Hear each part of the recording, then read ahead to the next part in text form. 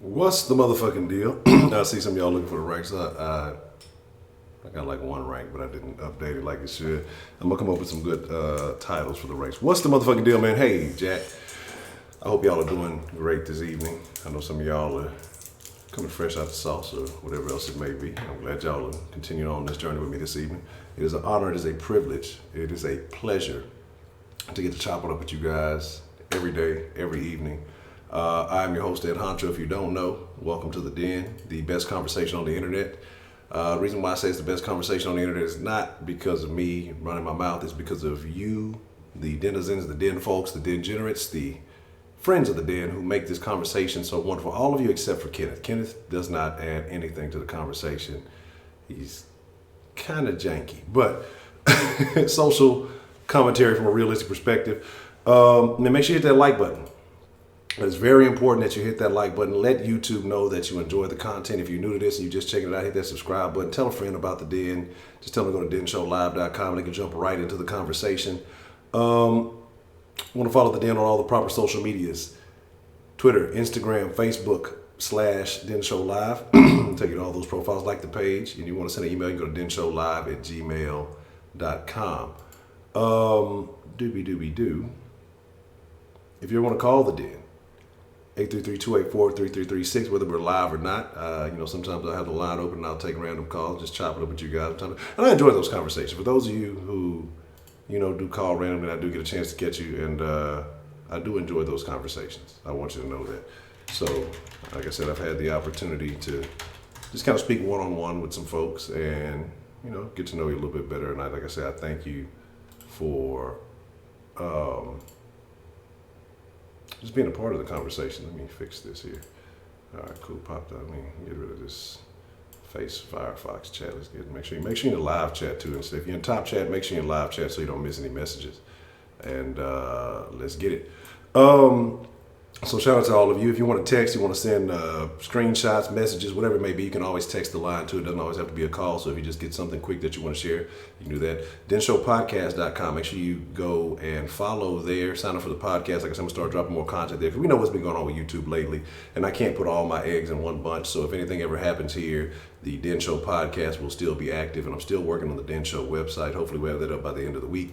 For those of you who need to know, the schedule live every night, 7 days a week, 10 p.m. Central, and weekdays at 10 a.m. Central. Live. The live conversation is the best. Go to get some of that fresh merch, denshowshop.com. I see a couple of folks that bought some things. I see someone I think recently ordered a What's the Motherfucking Deal shirt. I think somebody ordered a mug and some other shirts and things. So shout out to all of you. I appreciate it. If you want to, make a one-time donation to the channel, you can go to streamlabs.com/The Den Show. And I appreciate all the love, all the folks who have dropped some Denjamins. And if you want to make a monthly pledge to the channel, you can go to patreon.com/The Den Show as we continue on this journey to building something greater. Eventually I want to get out the garage so y'all can start seeing me sweat all on the stream and shit. But hey, we'll get there. When the time is right, we will get there. Shout out to Stina Starry Eyes. Shout out to James Martin. Shout out to Diana Johnson. Shout out to Dan Strong, aka Dan the Man. And shout out to Miss Goya. I appreciate the love and you guys making a commitment to the long-term success of this channel. I sincerely appreciate it. But hey, with that being said, tonight we're going to talk about the American attitude about appropriate attire. Say that fucking 5 times fast and see how that works out for you. But what I mean by that is what's appropriate these days, what's right, and not just about how you dress in public and things like that, how you dress in your home, things that you wear out, the various situations and what is appropriate and how has style changed and how has what is acceptable to wear has changed. Let's see, we got joining us this evening. I see Vici. I don't know if I'm saying Vici or VC. I don't know if I'm fucking it up, but I appreciate you being here. Coltrane, what's the motherfucking deal? Miss Meat, what's the motherfucking deal? I'm just curious because that name is just very interesting. Miss Meat. That there's so many other connotations that you could go with that, but I fucks with you, Miss Meat, so I ain't gonna give you a hard time about it. The wise man in the house. What's the motherfucking deal? Carol Johnson, what's the motherfucking deal? Cartier, what's the motherfucking deal? CJ, Kenneth. Shannon, what's the motherfucking deal? Miss Bell, always good to see. Only one live, what's the motherfucking deal? Let's see, Rabbit 19, what's the motherfucking deal? Shout out to the other 18 rabbits that came before also. Let's see. Let's see. Sweetberry, what's the motherfucking deal? 335, always going live. What's the motherfucking deal? Let's see. Kathy Benny, what's the motherfucking deal? Glad you could join us this evening. A.B., what's the motherfucking deal? Let's see. Did I shout out to Shannon? If I miss you, Miss Shannon. You know, me and Mrs. Jones got a thing going on. What's the motherfucking deal? Shout out to Shannon Jones. Love all sausages. Oh, okay. Yeah. Oh, okay. Heidi ho! What's the motherfucking deal, Heidi? It's always good to see you. I give Heidi a hard time, but Heidi's not so bad once you get to know her. Even though nobody knows her. Heidi is actually artificial intelligence, and she comes to the den. She's like the Google AI. She comes to the den to adapt to the American language and lingo. But with that being said, my name, say the den identity reveal. My name, what's the motherfucking deal? Let's see. You talking about food? Okay. I mean, hey, it's if you like all sausage, hey, you know, eat all the sausage you can get your hands on.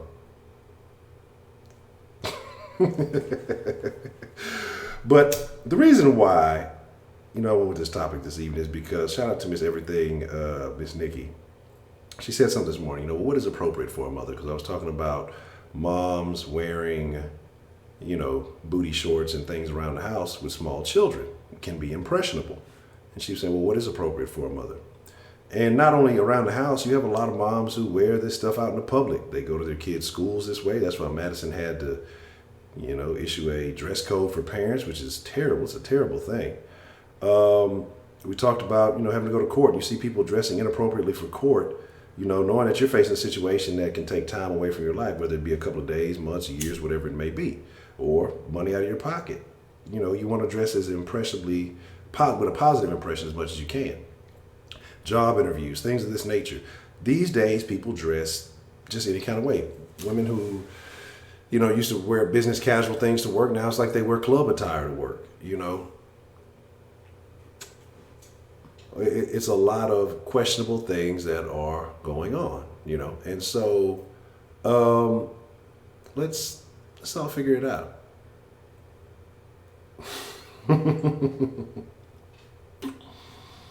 I hate you, Heidi. But again, that AI is crafty these days. You have to be careful. But why is this? What has changed? What has made certain things that were not acceptable in society acceptable now? And I was talking about, you know, wearing the robes and things of that nature. You know, think about Walmart. Everybody at some point in time, most people, I won't say everybody, but everybody's been to Walmart, right? And if you've been to Walmart, you have seen something terrible. Okay. Oh, it's not ranking by points. It's ranking by hours. All right. Let me fix that. And I'll put these ranks in while we go. And all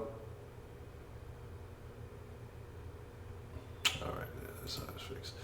Okay. And you know, Walmart's a terrible place. People go to Walmart like they go to their homes. You know what I mean? They just get up out of bed and they go Wally World with whatever they got on. Some people go to Walmart in their drawers. Have y'all seen the video actually? Actually, and it was in the Facebook group. Shout out to the Facebook group.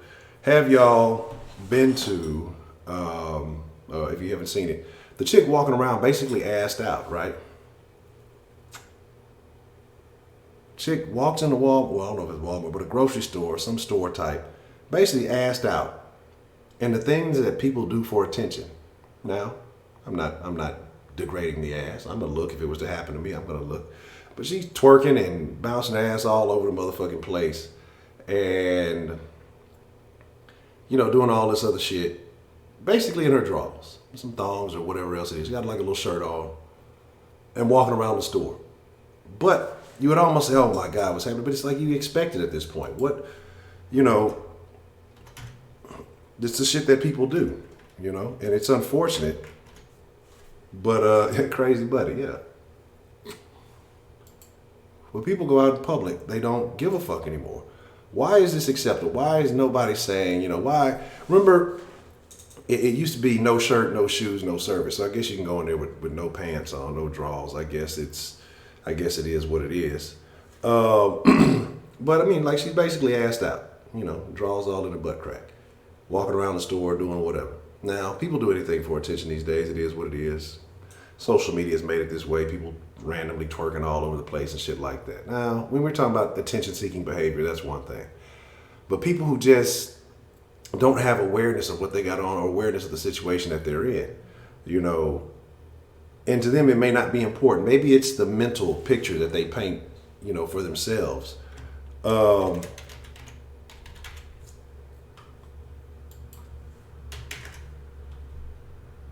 That it's no big deal. It's not important where I'm going, so I'm just going to okay, there we go. I'm just gonna wear whatever. I don't care who I see there. All right, I'm trying to get these ranks in properly. All right, so they should be updated here soon. And then style has changed over the years. You can't talk too much shit. Back in the 80s, motherfuckers was wearing some very ambiguous attire. It was acceptable. We talk about how weird everybody is now. The 80s were not too much better. Everybody was just doing it on coke. The 70s, bell bottoms and taco meat and afros and hippie attire. And maybe it's more late 60s, who knows. But style has changed. But then you've always had high fashion. High fashion is awkward.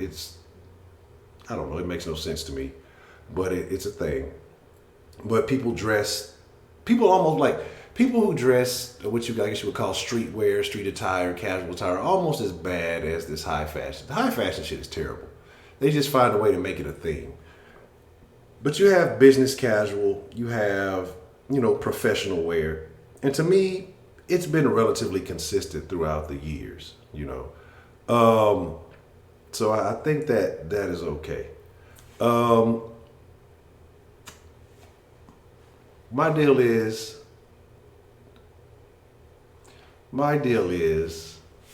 people are still around. Everybody's still here. Nobody's left. Yeah, lack of concern for making a first impression. Do people not care anymore? Do people not give a fuck about making first impressions? Is it selfish? Is it arrogance? Is it, what do we call, why don't people give a fuck? Is it lack of self-esteem? Do they not care? Do they think they're going to be perceived a particular way anyway? And I'll tell you this personally. I'm a person who, I like dressing casual. I like being comfortable, If I have to go somewhere important, I'll dress up a little bit, I'll collar up the shirt and put on the appropriate attire, depending on where I'm going to be. But for the most part, I like to be comfortable. I only wear hats on the street. I don't wear hats any other time. I only wear hats on the street, just because I like seeing the honcho on top of it. But my thing is this. When it's important, I make adjustments. But some people got to keep it real, and they wear whatever, wherever, whenever. They don't care what the scenario is. I think that it's important that we have to establish norms, but I think at this point nobody cares because everything's a go nowadays. Everything is A-OK. There's no problem. He said that our standards have changed, morals have changed, and parents don't teach their children just properly. I agree. How much of an impact do you think that it has, that the parents have on the children? I mentioned earlier about, the moms wearing booty shorts and the kids right there. And it was a few years ago when I actually started paying attention to this. And I forgot where I was. And the mom had her daughter on one side, son on the other, both very young children. And when I say she basically shouldn't even had shorts on, like what they call them, coochie cutters. The coochie was cut off, goddamn. They weren't even sure. There was like no, they were like, might as well have been fucking blue jean thongs. Because, it was ass cheeks everywhere. Now, again, I stared slightly because it was a nice ass. But those aren't my kids. That wasn't my old lady, so I don't give a fuck. I don't have to deal with the problem. But I just kind of thought, man, that's sad because these kids are at butt cheek level, a cheek in each face. And, you dragging around the store and you looking like half a hooker. What kind of impression does this have on these small children? What kind of impression does it have on these children who are being raised by women like this? Is this okay in your opinion? I don't know. I don't think it is. I don't know about. Like I said, if there's no kids there, if you are in the confines of your own home, and I don't think there are young impressionable children around, I think you wear whatever the fuck you want to. If there were no children around, I would be walking around butt ass naked. Like, absolutely. I'd be butt fucking naked every day. Boxers at the most. I like being comfortable. I'm going to get as comfortable as I can get. It's fine, y'all give birth. But that's the thing. It's people who don't know the difference. You have your kids there and people get so comfortable wearing it around their kids, they wear it around other people's kids. You know what I'm saying? Oh, yes, I looked for it. As long as I could access the visual, I definitely was looking. Like, even with the little one, I don't take my shirt off. You know what I'm saying? Like, I'm always fully clothed. Like, I don't, again, like I said, I think that matters. I think it's appropriate. Even if we go out to the pool or something like that. Now, there'll be other people there. Of course, they'll have their shirts off and things like that. It is what it is. But, like, I try to set a standard. With that. Even like I say, so it's just like, to me, that I think that my comfort is sacrificed for establishing a norm. You know what I mean? And of course, as you get older, you're going to see things, and you can't hide it forever. But right now, as a young child, I don't think that she needs to, I don't think that she needs to see all that. I need to be appropriate. If you're in your own room, walk around however you want to. I'm making it weird. How am I making it weird? No, it's not. I don't justify it. I don't think so. That's not the impression that I want her around. And, so I always keep my shirt on. Now, when she's gone to bed and the door's closed or whatever, and I'm up late at night, then I take my shirt off because it's comfortable. But as long as she's up or whatever, no, it's not going to happen. You know what I'm saying? But again,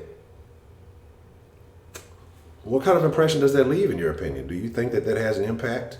Because I'm telling y'all, I talked about, some collegiate experiences, and, women, they dress comfortably when they're in their dorm around other women. And, I'd go visit, and, sometimes those dorms have, multiple women in one room or whatever else it is. And I've seen roommates get a little upset at other roommates because they're not doing anything different than what they normally do, right? They didn't know, but they expect, roommate to cover up a little bit more because, I got a dude coming over here or whatever it may be. And I'm going to be honest, I wasn't handcuffed to them. I'm looking at the roommate too. God damn, what's going on? Shit, let's all be friends, I had doggish ways, but it is what it is. So I understand comfort, and I understand wanting to be as comfortable as possible. I'm a person that loves to be comfortable. But when there are other people around, when the environment changes, I think that it's important to make the appropriate adjustments. Now, we talk about office wear. We talk about what's professional. I think women have gotten away from what is considered professional and then what is considered attractive. And I think you have more women wearing more low-cut, cleavage exposing attire to the workplace. And I don't think that's appropriate. It's not the place to be hodgepodging and trying to be pitch and woo. I've been around some old people in my life. But, you should be there focused on business. I don't think it should be about attraction. I don't think it should be about, that's what you're used to, because you're a pimp. You're out there pimping them on the track. But, I think that women should be covered up in the workplace. I think that helps prevent other things. You know what I'm saying? And so I agree with that, AB. Treat them how you meet them. Just Sarah, what's the motherfucking deal? I think cleavage should be covered. Women know what they're doing. Well, I'm just straight. He shouldn't be. No, you've got it exposed. Motherfuckers are going to look. That's what you wore. You wore clothes because people are going to look at you. That's what's going to happen. No matter what you have on, people are going to look at you one way or another. And if you're exposing certain things, then it is what it is. I think women push the limits of, how they dress. So these dresses and things as business dresses are a lot shorter. There was an issue a few years back. I don't know how many of you remember.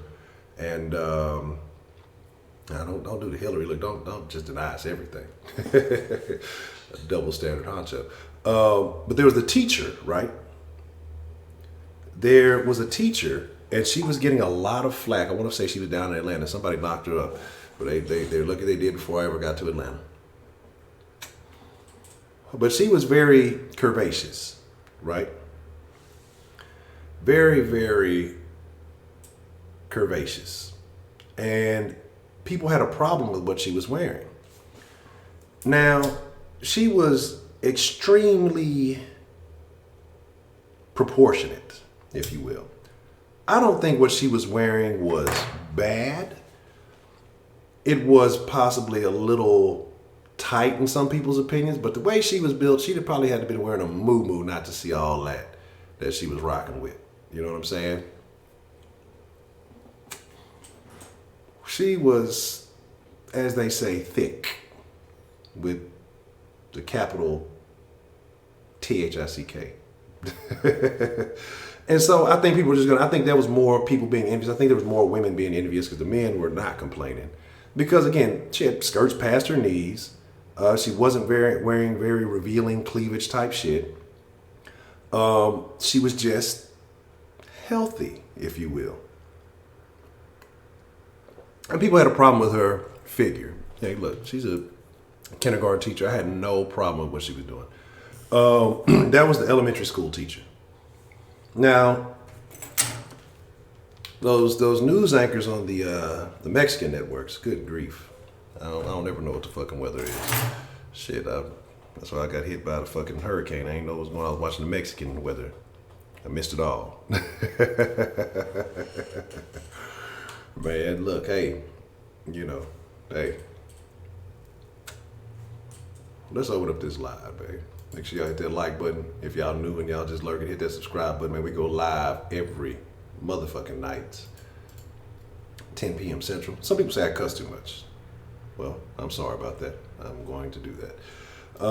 Monday through Friday, weekday mornings, 10 a.m. Central. Den at 10 is the easiest way to remember that.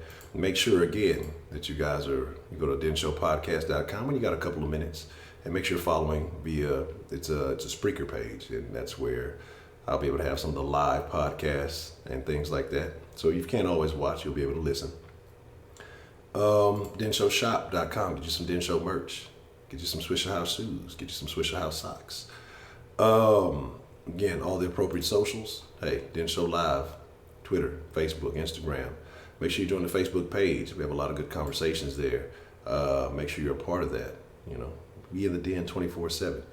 And again, I'm Ed Honcho. You can follow my personal socials at HonchoHTX on Instagram and Twitter. So,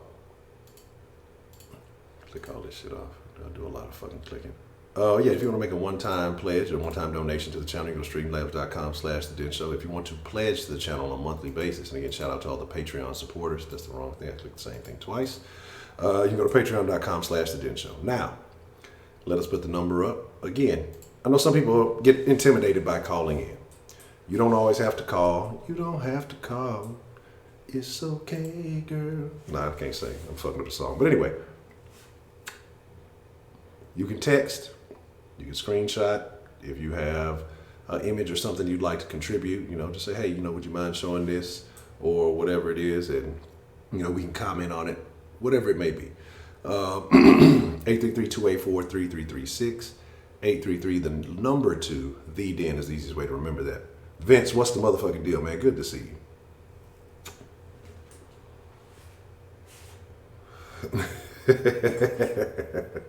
What is small in a woman's size? I don't know. What is small for a woman? Yes, you can text, you can send screenshots, I can get MMS messages, things of that nature. So if you don't necessarily always want to call, you just got something you found interesting, something you may have screenshotted on your phone, a meme, anything like that. I enjoy seeing some of y'all send some very funny stuff throughout the day, and I appreciate that. It makes my day.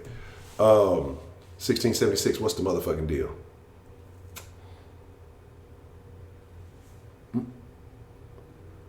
Since thickness is international. Look, hey, yoga pants aren't for everybody. They're not for everybody's body. Okay, I know y'all like them. I'm pretty sure it's comfortable, but no.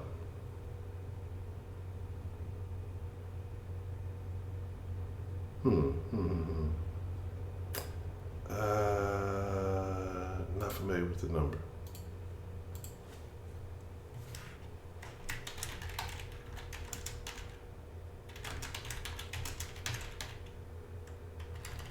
Let me see.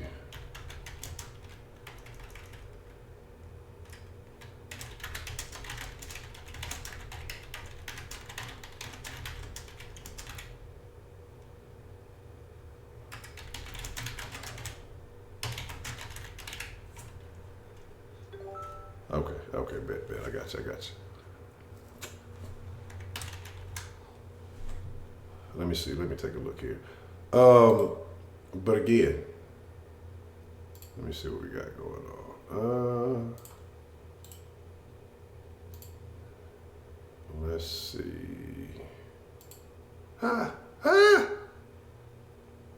just looked at my own screen for a second. And a fucking video comes up of the better bra. This woman is jingling. Well, it's not so much cleavage.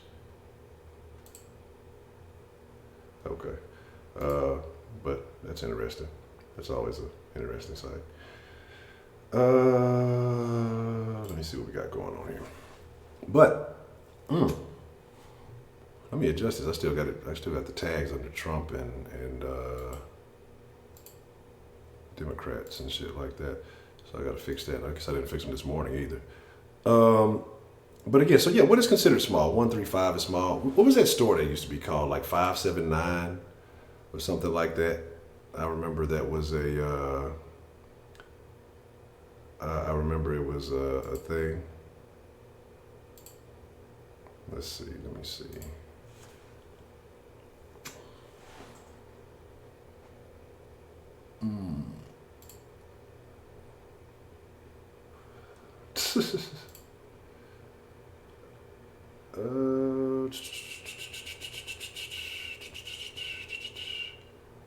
Let's see.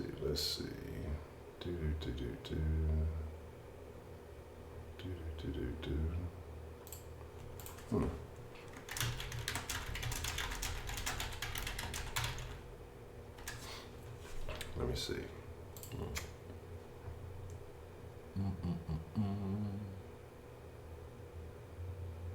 Some of these names are terrible. Some of y'all are terrible people. Okay.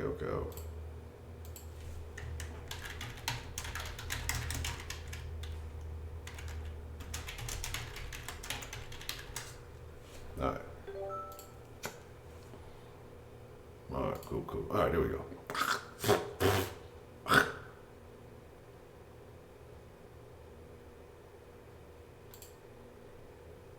I got a piece of tobacco. That's disgusting. Oh, that's terrible. A 9 is big. Really? Okay. I don't know. It's like, I don't know. So give me an example. Like who is like a 9? Like who would be a celebrity that's like a 9? Because I think that sounds like would be normal to me. Again, I tell you, I have big attributes, so I like things that I can work with. You know, skinny, I'd be afraid that I'd break something. Yeah, I think you have to have above 1,000 pistachios. I think that should qualify you for the explain. Beyonce's like a 16. No, I got to work with that. 7 to 12 is medium. I can work with that too then.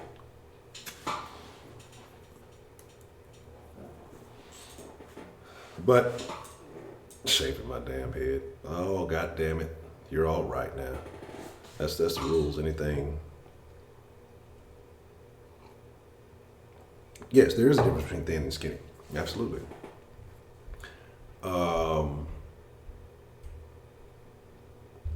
just, it's tough. It's tough for me to deal with thin. Because I give a thin chick a hug, I'm hugging myself. You know what I mean?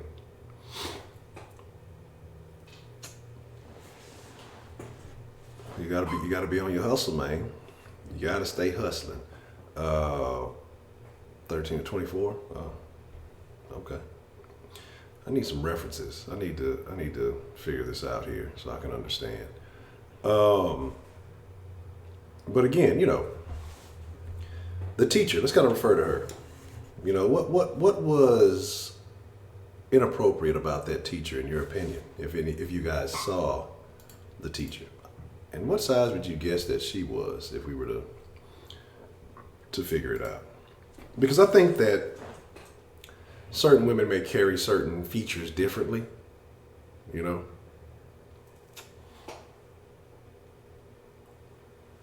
And so I think that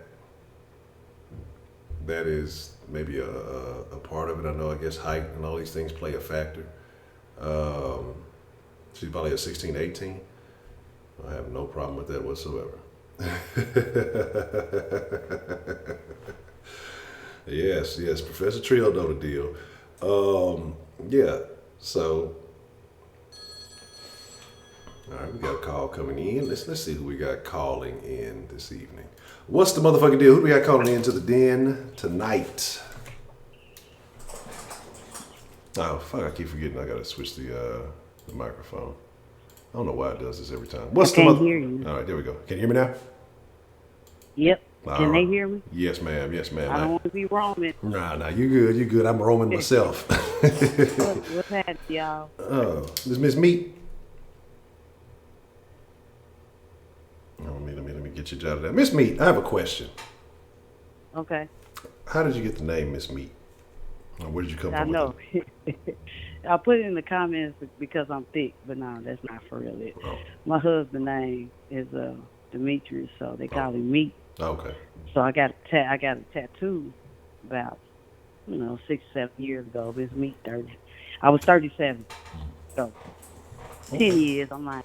Okay. 10 years ago, I got No, it's all I got good. yeah. So Miss Meat, that's because they call him Meat. So I'm Miss Meat 37. I got it when I was 37. Tattoo, a tramp stamp, what they call it. Okay. You so that's to let them know, that's to identify that's his property. Ain't nothing wrong with that. That's right. Already. That's right. All day. It sure is. Already. But right. I wanted to comment on earlier. Y'all was talking about the women and how they dress around daughters and how we go out and stuff. So, like it's not a secret. I really didn't have nobody teach me. But what I did learn, okay, this is what happened in my house with my girls. Now I had my son up until he was 13, like I said, and I sent him with his father. So my son never seen me with nothing short on. My son never seen me naked. My son never seen me with no booty shorts. My son never seen me with none of that. Okay? And as far as the girls, I always told them, when you get up in the morning time, when you get ready to leave out this door, you get ready to sit at this breakfast table, you comb your hair, you brush your teeth, you take the bonnet off your head, and you get dressed. Now, that was my house. I'm not saying everybody else's house should be like that, but that was my house. You don't walk out of here with no house shoes on, no pajamas on, no bonnet on, because I'm going to get at your ass. That's not the way you do these things. And let me tell you how I know it impacted them, because once they got into their teenage years, they used to take a long time to get ready. So my husband was like, what are you getting mad for? That's what you told them to do. Yeah. Even if y'all going to the corner store, you put you comb your hair and you put your clothes on and your shoes on. That's the way the girls was. Yeah. And as far as me walking around the house, okay, so once my son left, I got a little bit more free. Mm-hmm. Not to say I was dressing slutty in front of my girls or nothing, but just to let you know, like, you can't wear, like, my girls couldn't wear nothing short Mm-hmm. around my husband. Mm-hmm. And it wasn't because he was a pervert or anything, because I checked all it. It's just the way I feel. Yeah. Girls need to be fully clothed around men, even if it's their biological father. You put on clothes. You don't wear stuff short. Once you get married and get in your own house, then you do what you want to do. But as far as me and my girls, that's the way it was. I agree. I think that's how it should be. I definitely agree Right. with that. You don't right. You don't wear short shorts. You couldn't wear shorts.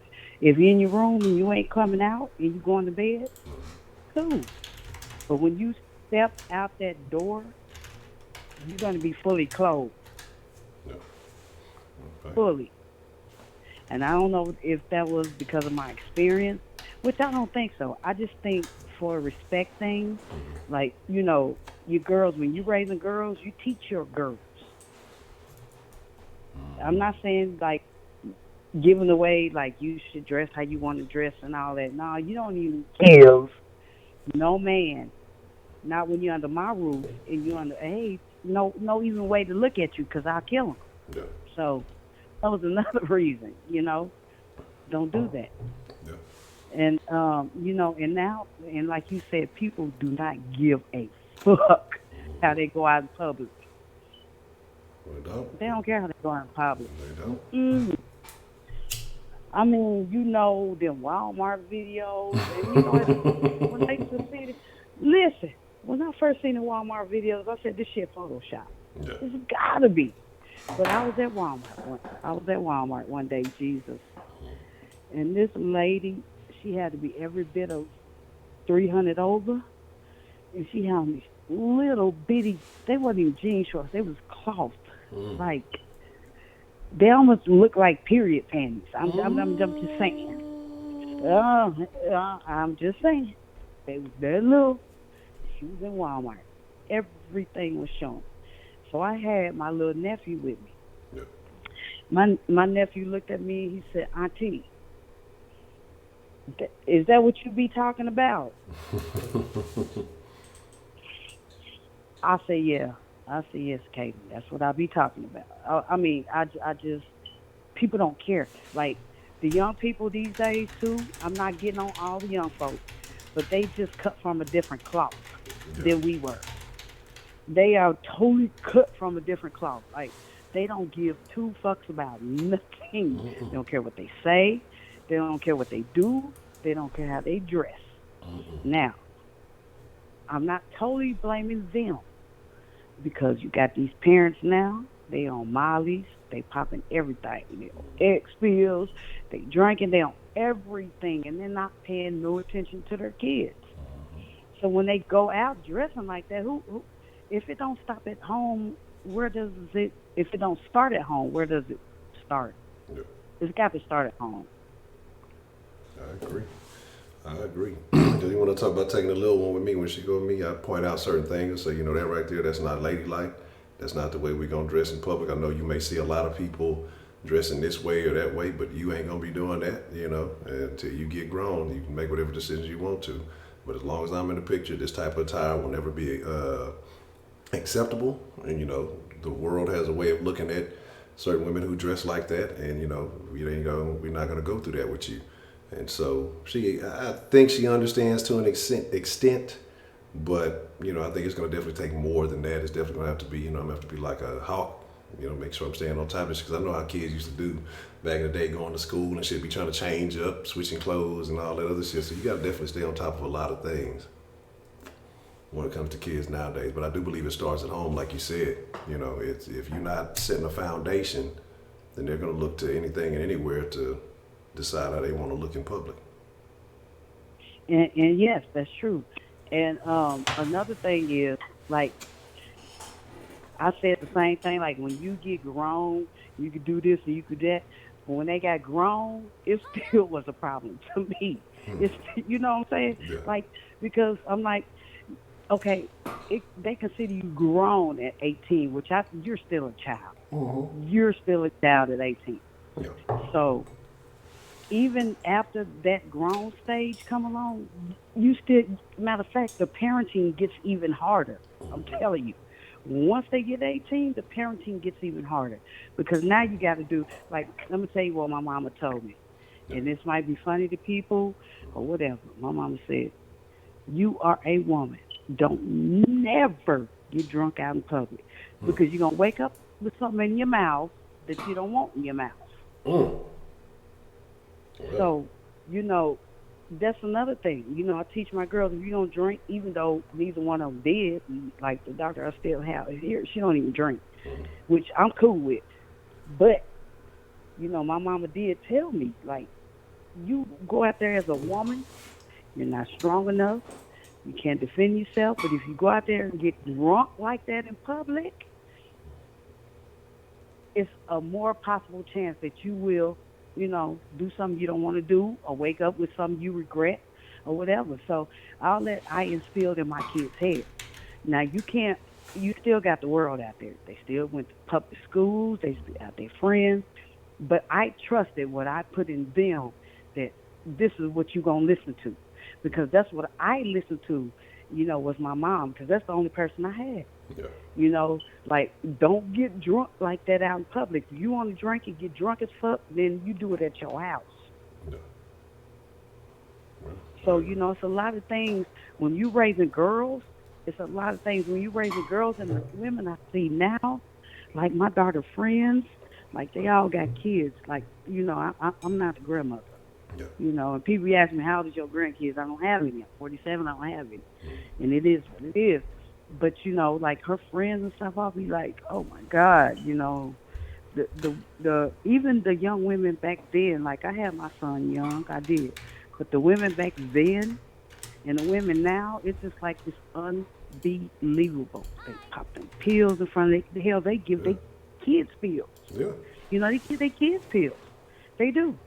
And for the boys, they don't teach them how not to, what not to do with the woman, and they just doing anything, and they don't care. They don't care how they dress. Like you got your whole pussy hanging out at the goddamn convenience store, and you don't think some pervert, some molester, some rapist is and they gon' like it's ridiculous.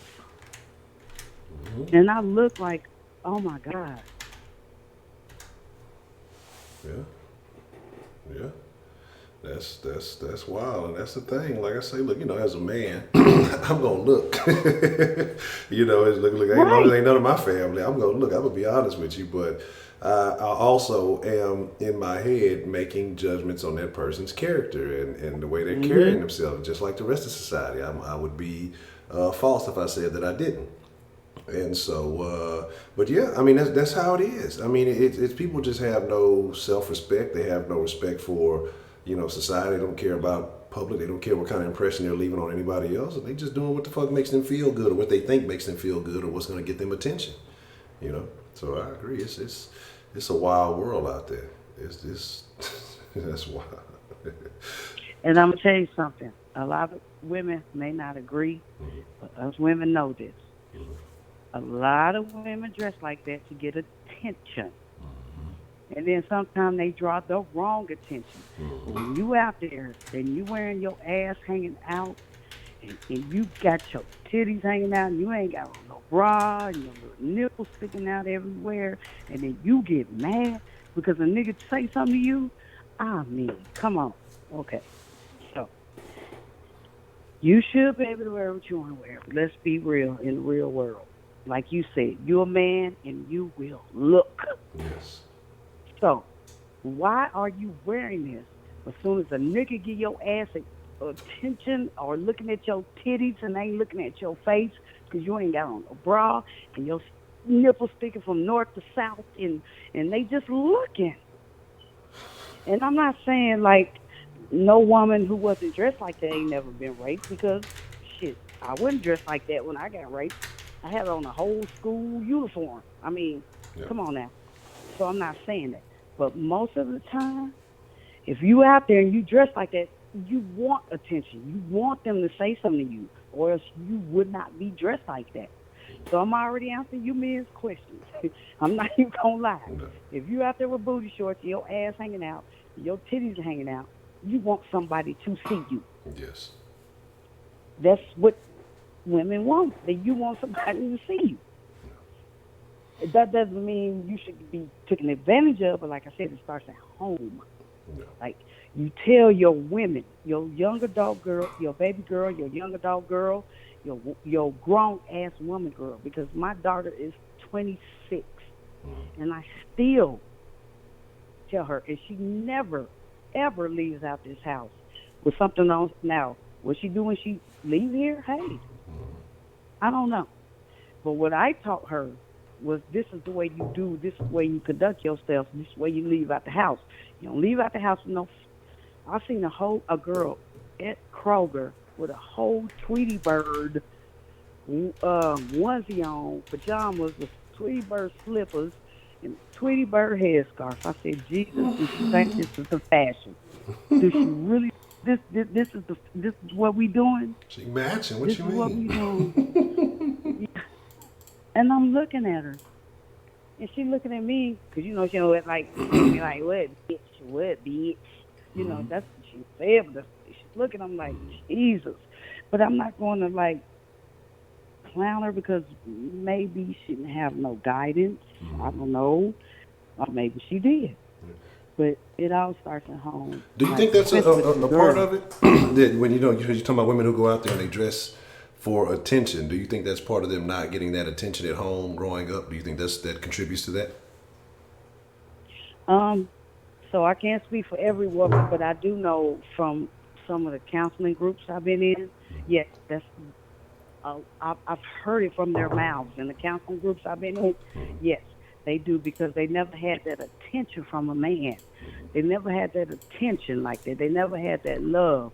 So when you go out and you want to find that love, and just like y'all were talking about earlier, with the I just want to fuck thing, when they see a woman like that, that just want attention, he has other motives in mind.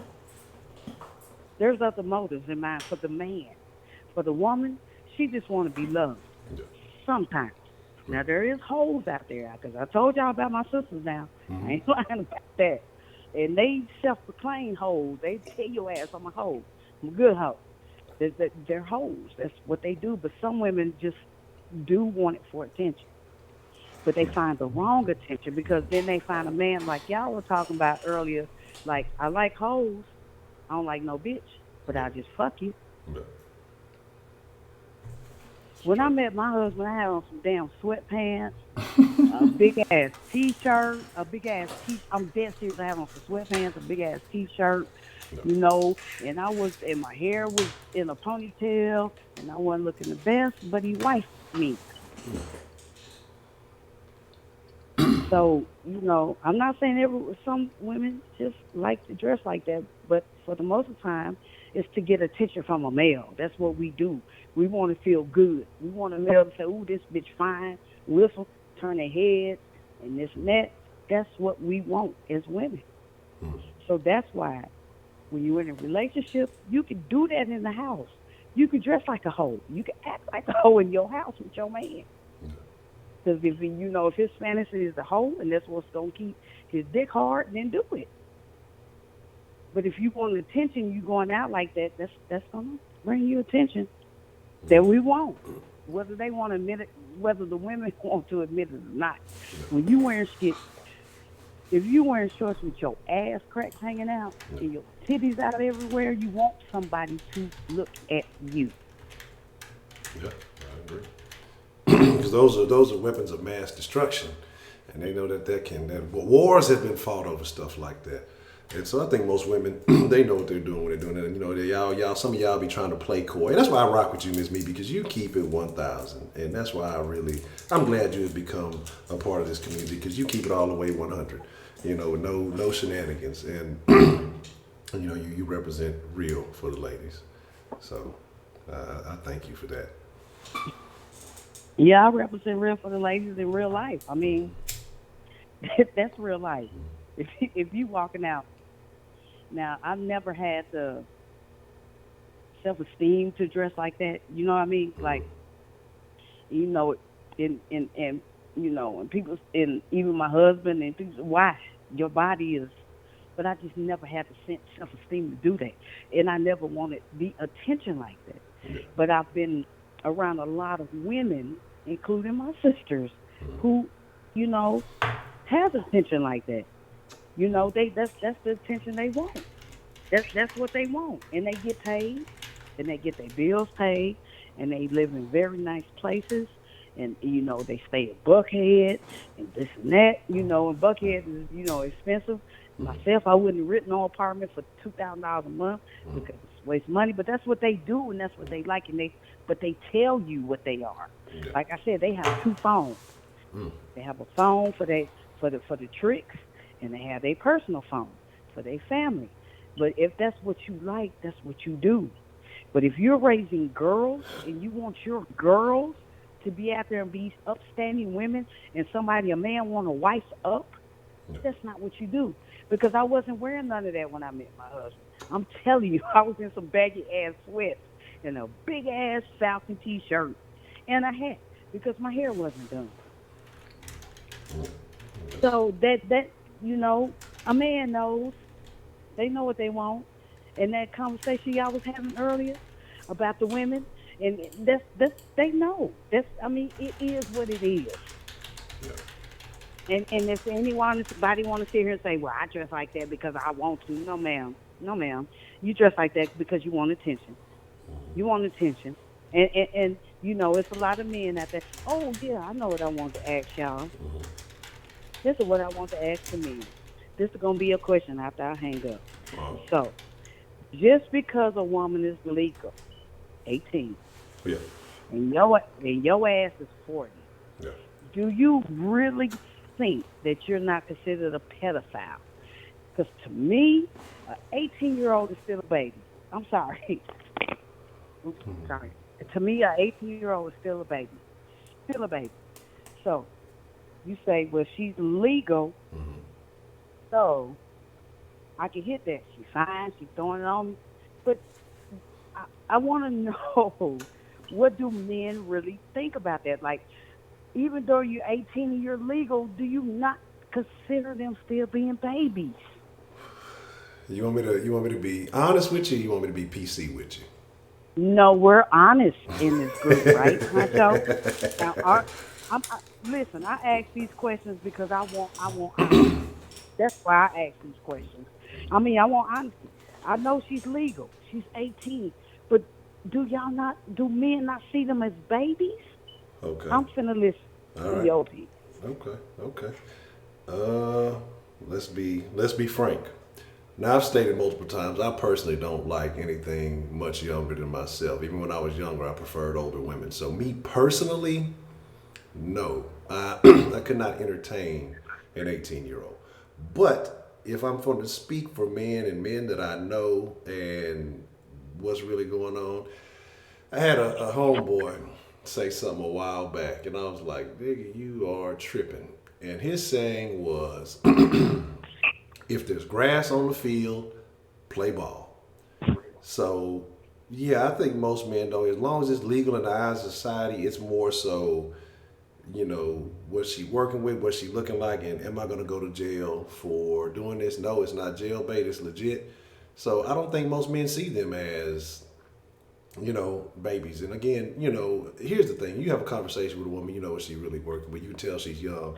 But you have so many of them who at a young age start going to these clubs and frequenting certain places, because a lot of these young girls, they're messing with older men. And older men are entertained. I don't know if it does something for their ego or it's just appearance or whatever it may be. But I would honestly say I don't think the majority of men give a fuck. And I would say, if I'm gonna be honest, I would say probably 85% of men would not give a shit. Now I think it depends on if you're talking about a relationship or just straight fucking. or entertaining, her company or whatever it may be, but not maybe in a serious mode. I don't think they would. And I think if you're talking about a relationship, I don't think most men would. But if they had the opportunity, to get in where they fit in, I think most men probably would. Yeah, I know. I know. It's only a few that wife them up or keep them or whatever.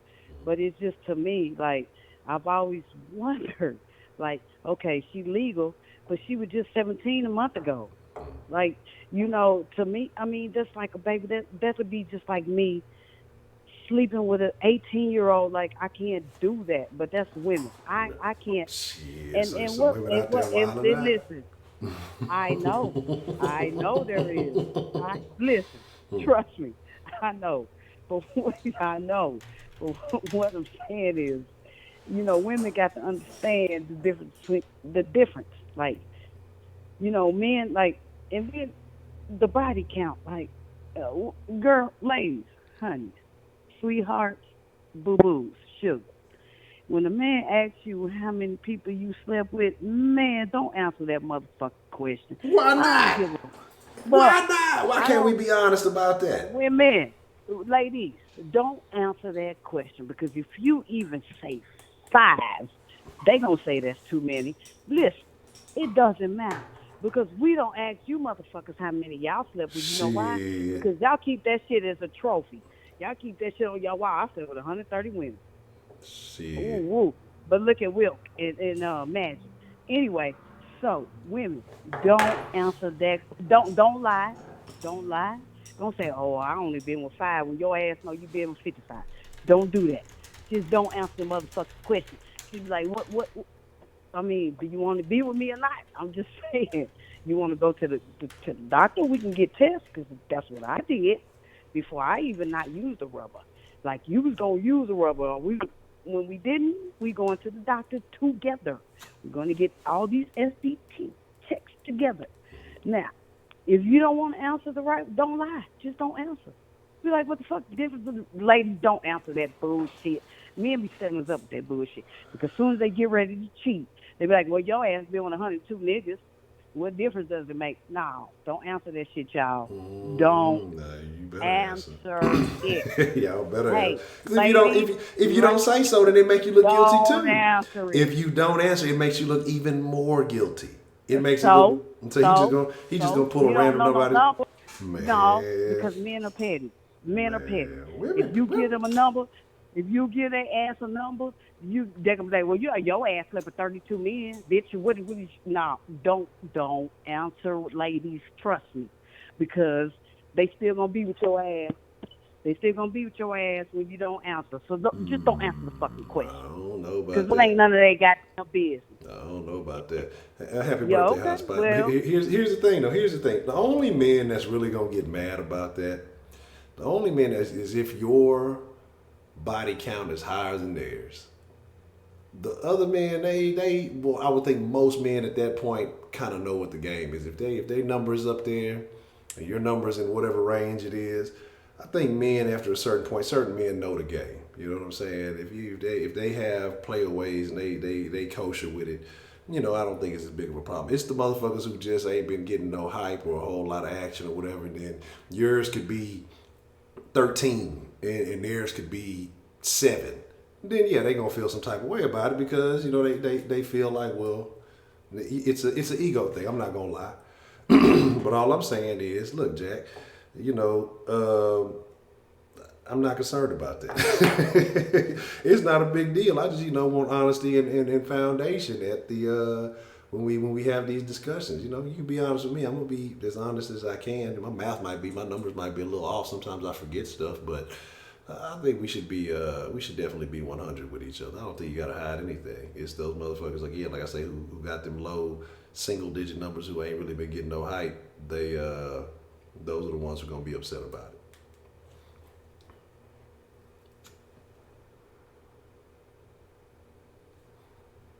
You still there? Uh-oh. Did I lose me? I don't know. I think I might have lost. Let me see. We wait a couple of seconds to see. I can't hear. It is not Heidi's. But y'all stop listening. If y'all don't stop listening to Heidi, Heidi is she steal birthdays. She steal identities. She probably got everybody's credit card number in the chat. Blowing up a Forever 21 tab. All right, I think I lost Miss Meat here. But if you want to call back in, Miss Meat, call back in because I can't hear you there. Hi. But shout out to Miss Meat for keeping it 100, for holding it down. Hopefully she does call back and we can clarify that. You know, what's the motherfucking deal? Who do we have calling in to the den this evening? Nah, she was done. Don't need to clarify shit. Let me tell you something. First of all, Miss Meat, this is Professor Motherfucking Trill, so y'all don't get me in prepaid confused. Goddamn, which still don't understand that. But anyway. Shit. Look, you can choose to answer that question or not if you want to.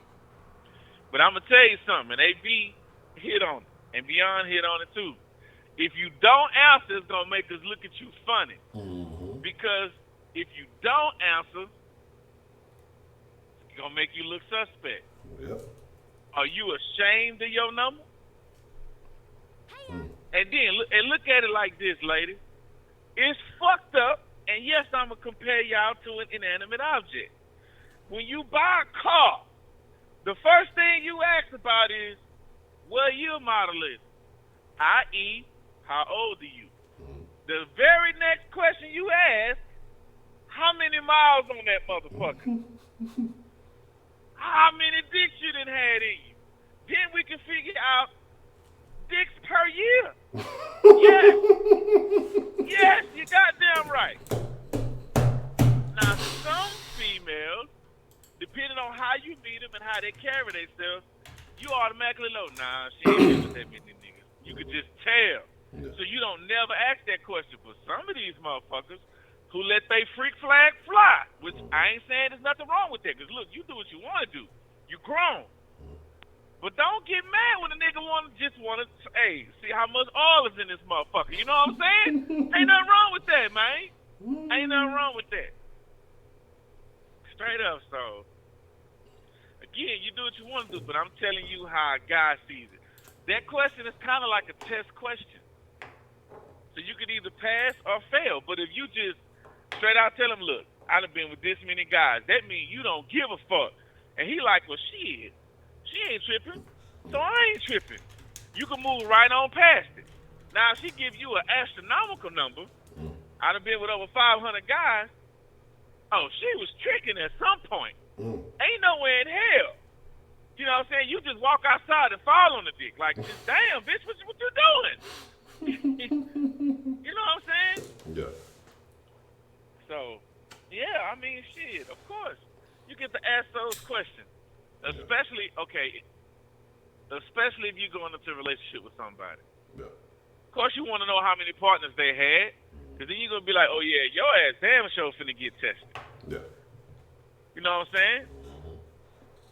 And not to say that a girl with a low body count don't mean that she ain't fucked a lot with this low amount of dudes. Yeah. Cool. But she was obviously in a lasting relationship, which means that some nigga was willing to put up with her ass for that long. So that's a good sign. So either he fucked up somewhere down the line, or shit just didn't work out somewhere down the line. Or it's possible she fucked up too, but more than likely he fucked up somewhere. Yeah. So it's a lot of conclusions that you can draw from that information. Yeah. Now here's the real question, ladies. This is what I want to know. Why in the fuck is it rude to ask an older woman how the fuck old she is? I never understood that. You're not supposed to ask me that. The fuck you mean? If you ask an old nigga how old he is, he'll tell you. Yeah. He ain't worried about it. Look, we all gonna die, goddamn. Why you so ashamed about your age? No, bitch, you don't look like you used to. Get over it. Deal with it. That's how old your ass is. That shit just never made sense to me. That's like some vain bullshit. Yeah. And it's supposed to be like a theme to where that's supposed to be socially acceptable. No, it's stupid. Yeah, it's dumb. Weight and age, right? You can't ask the weight. That too. You know, okay. And look, you know, my squat might be working on my squats. You know what I'm saying? You might be just right outside my limits. You know, I might need to know. You know what I'm saying? Look, I might be trying to do something freaky. I just got to know what my limit is. Goddamn. Exactly. So man, hold on. I had a question. We were talking about body count and hoeing and things of that nature. And the question I had in my mind is kind of slipped a little bit, but damn, I forgot how I wanted to word this. Damn, I forgot how I wanted to word this fucking question. It just fucking slipped my mind. I'm talking about the goddamn weight. Damn, because it's something I asked earlier and I fucking forgot now. God damn it. Now I'm asking how much I'm gonna remember the fucking shit afterwards. Shit. Fuck, I forgot. I hate when that shit happens. It's gonna So pop let back me up. let me ask you a question then, goddamn. Mm-hmm. Ginger or Marianne? Now, for those of y'all young bucks in the chat, y'all don't know what the fuck I'm talking about right now. Yeah. So you don't even need to worry about it. So for all the older people who know who Ginger and Marianne is, y'all could put who y'all would choose. Okay. In the chat. That's a damn quick. What do you think, Honcho? Now, here's my only thing. Now, I remember, and I know I have the faces down pat, but I have the names not solidly attached to which one was which. Okay, Ginger was the movie star. Okay. Marianne was the brunette. Yeah, I might. If I'm not mistaken, I might have to go Marianne. It's all the way Marianne, hands down, bro. I seen this shit yesterday. Yeah. When I was at the office, it just happened to be on the TV. Yeah. And that motherfucker turned around, Marianne had a little ass on her, bro. I never noticed that before. I was like, what the fuck? As many times I done seen this shit, I never noticed she had ass like that. Marianne was fine as fuck. Yeah. She was fine. If I'm trying to recall right, it's been a minute since I've seen it, but I do have to say it was Marianne. And plus, Marianne she could do shit. Yeah, Ginger was Sadiddy, if I wasn't mistaken. Let me see. And if I wanted to just be a jerk about it, I could ask the ladies, which would y'all prefer? The skipper, Gilligan, or the professor? Yeah, how you love that? Oh, man. Shelly, that picture I already know who they're going to pick. Yeah. Yeah, I see y'all out of there. Man, I'm mad because I can't remember the question. I had a good damn question. I forgot that bitch. And it had to do with the fucking body count, and I can't fucking remember it now. Son of a bitch, I'm mad about that shit because it was a damn good question. Oh well, fuck it. It'll come back later. I'll remember it. So. Oh, Gilligan. Yeah, female, you know you ain't fucking with Gilligan. Yeah, fuck out of here. You just High. trying to avoid saying the professor. It's all right, lady. It's cool to say the professor, goddamn. Yeah, exactly. You already know what it is. Damn well you don't want no dumb nigga. Fuck out of here. Yeah, so that's what I'm saying. But and here's my deal though. Like I say, because I think it's a different day and age, and again, with body counts and things of that nature.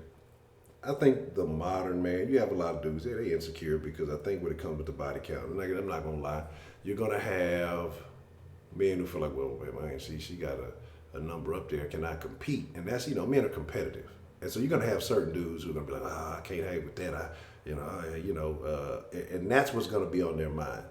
Now, here is the difference though. And here's the difference with men and women is the more y'all do it, the more adjustments happen to your body. Men, they can run around all day all over the planet, it ain't shit gonna change. Now, is that fair? Is that a double standard? Or is it science, And so I think that's just kind of part of it. It's a little bit of both. Yeah, so I mean... But if you're all right and you handle your business, you ain't really tripping on none of that shit too much. So, it is what it is. But I think that part of it is, if a nigga know that you've been with a whole bunch of dudes, they'll be, well, shit, somebody done this or somebody done that, or whatever. So if they're not as confident in what they bring to the bedroom, then it may become more of an issue. But if they confident, they don't give a fuck about that shit too much. But it's about building a solid foundation. Oh, I remember the question. Okay, bam, wow.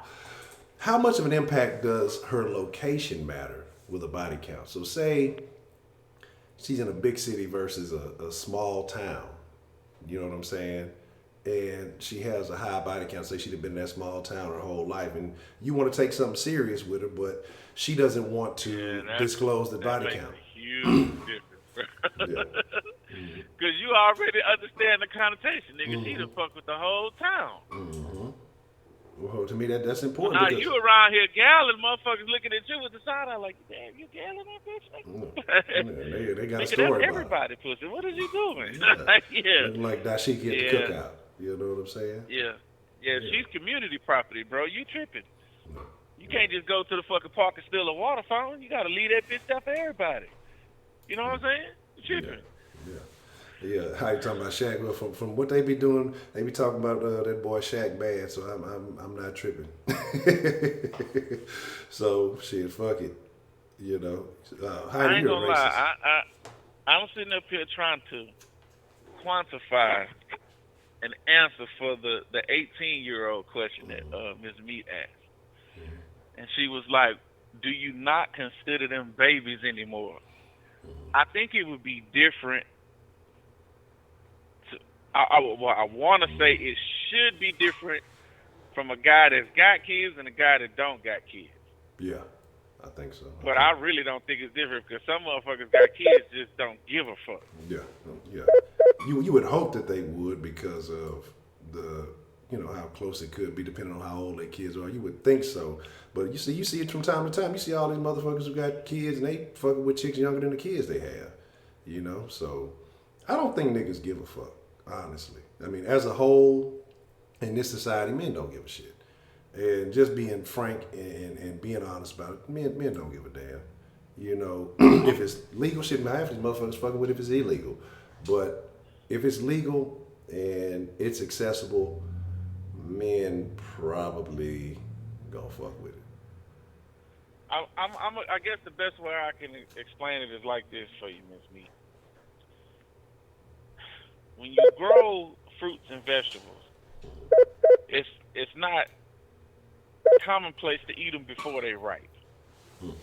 And as soon as they ripe is when they're going to be at their best. Because ain't no niggas going to want to eat no old brown-ass banana. You're going to pick the fresher-looking banana. So it's kind of like the same psychology with men. Fresh, ripe.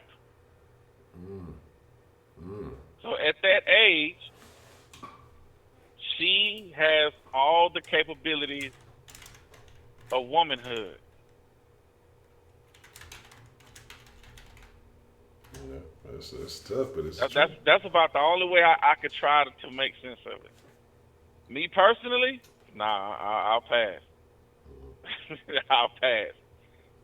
Because that's too much teaching. It's no. I don't think they know enough at that point. That's just my point. I don't know. These youngsters, they all watching the hub. These motherfuckers fasting, but we thought they was fast when it was our age shit. These motherfuckers running track meets like that white dude who been burning the shit out of everybody in the track. You seen that dude? He been smoking niggas. I'm talking about that boy fast to the bitch. That dude is, I love it though, because niggas, they go hold on to them stairs. That motherfucker running like a 10 flat on them motherfuckers. That's about how fast they are these days. They burning niggas. So, but yeah, this compared to then, I think nowadays these younger they wait for. It's too much shit. It's too much. It's too much access to information out there. You know what I'm saying? Because think about it, back in the day, there wasn't no grapefruit videos out there. They watching all this new shit. They learning all this shit, they learning all this motherfucking new shit. You know what I'm saying? And so these motherfuckers know game that they mama don't even know now. So they motherfucking ahead of the game. But like you said, it's just something to me that my psychology I just wouldn't feel right. Like I said, even when I was young, I didn't like I say, anything past 2 years younger than me, and 2 years was pushed. I didn't really like anything younger than me, but that was about as far as I would go. And it's just like, but now, you know, motherfuckers just don't, people don't give a shit. You know what I'm saying? People do not give a shit. Yes, Marie, love you. Tell them, hit that like button, man. But y'all know y'all like this conversation, even if y'all mad about it. Shit, if you don't like it, hit the dislike, but put some goddamn engagement on the motherfucking button. But yeah, man, you know what I'm saying? But how many 18-year-old girls are wise? Yeah, but some of them will surprise you, though. Some of them are way more mature than you think they would be. Yeah. For their age. Yeah. And some of them don't want nothing to do with a nigga nowhere around their age. Yeah. I met a few of them like that. Yeah. One of them was my cousin's friend. She was cool. Like, we were just holding the whole conversation. I was like, wait a minute, how the fuck old is you? She was like, oh, I'm 20. I'm like, really? You talk really mature for a 20-year-old. And she had the voice of a grown woman. Like, she didn't have that soft voice, none of that shit. She had a grown woman voice. Yeah. And I'm like, what the fuck? What did it make you at? And then she laughed. She said, I get that all the time. And I'm like, that's just crazy. Yeah. Okay? That's wild. Weird. Yeah, that's wild. It said Mike B asked if it's worse. Is it worse if a man knows that his friend has smashed? I think that's like a game changer. That's tough. It depends on the friend. Yeah. It all depends on the friend. Because if your friend a dog-ass nigga, hell yeah, it's worse. Hell yeah, it's worse. Because, I mean, come on, bro. Look at it. I look at it like this, and some niggas don't like this comparison. Yeah. If you had a choice of some random nigga you didn't know, fucking with your sister, or one of your homeboys who you know a good nigga fucking with your sister, which one would you choose? If it's a good nigga, you know I ain't gonna have to hide him somewhere. You got to go with the good dude. We said out of a random nigga or a homeboy that you know is good, I'm gonna have to go with the good homeboy. Because any nigga she find is gonna be a random nigga. Yeah. That you don't know nothing about, but this nigga you know something about. Yeah. So which would you choose? Yeah, I'm gonna have to go with the homeboy that I know is gonna do it right. If I know he old simp ass nigga, I'd rather that situation. And then, you know, if anything gets awkward, I can go ahead and relegate the situation if necessary. the other nigga, you know, you again, I don't know you. Like, I don't want to have to do something bad to you. Probably I don't want to have to go bad boys on you when Mike and when it was Will and then Martin was at the door when that nigga was coming for the date, the little 15-year-old nigga or whatever. You know what I'm saying? They were checking out. Like, I hate to have to do that to a nigga, but yeah, I have to go with the partner that I know is kosher. Honcho, let me just say this. When it comes to females in my family, I'm very overprotective. When that movie first came out and that scene came on, every single one of my female cousins called me. She said, have you seen Bad Boys 2 yet? Yeah. And I'm like, no, why? They was like, that scene where that little boy come to take his daughter out. That's your ass. You both to the niggas like you is Will Smith all the way. I get ignorant, Honcho. Yeah. I get ignorant as fuck. Yeah. And I would say some shit like, ain't gonna be no fucking tonight. That's me. And I mean that shit, bro. I mean that shit. And they always just tell me, boy, if you ever have a daughter, Lord have mercy. I said, I hope the hell not. Yeah. Cause I'm already crazy. I can't deal. Yeah.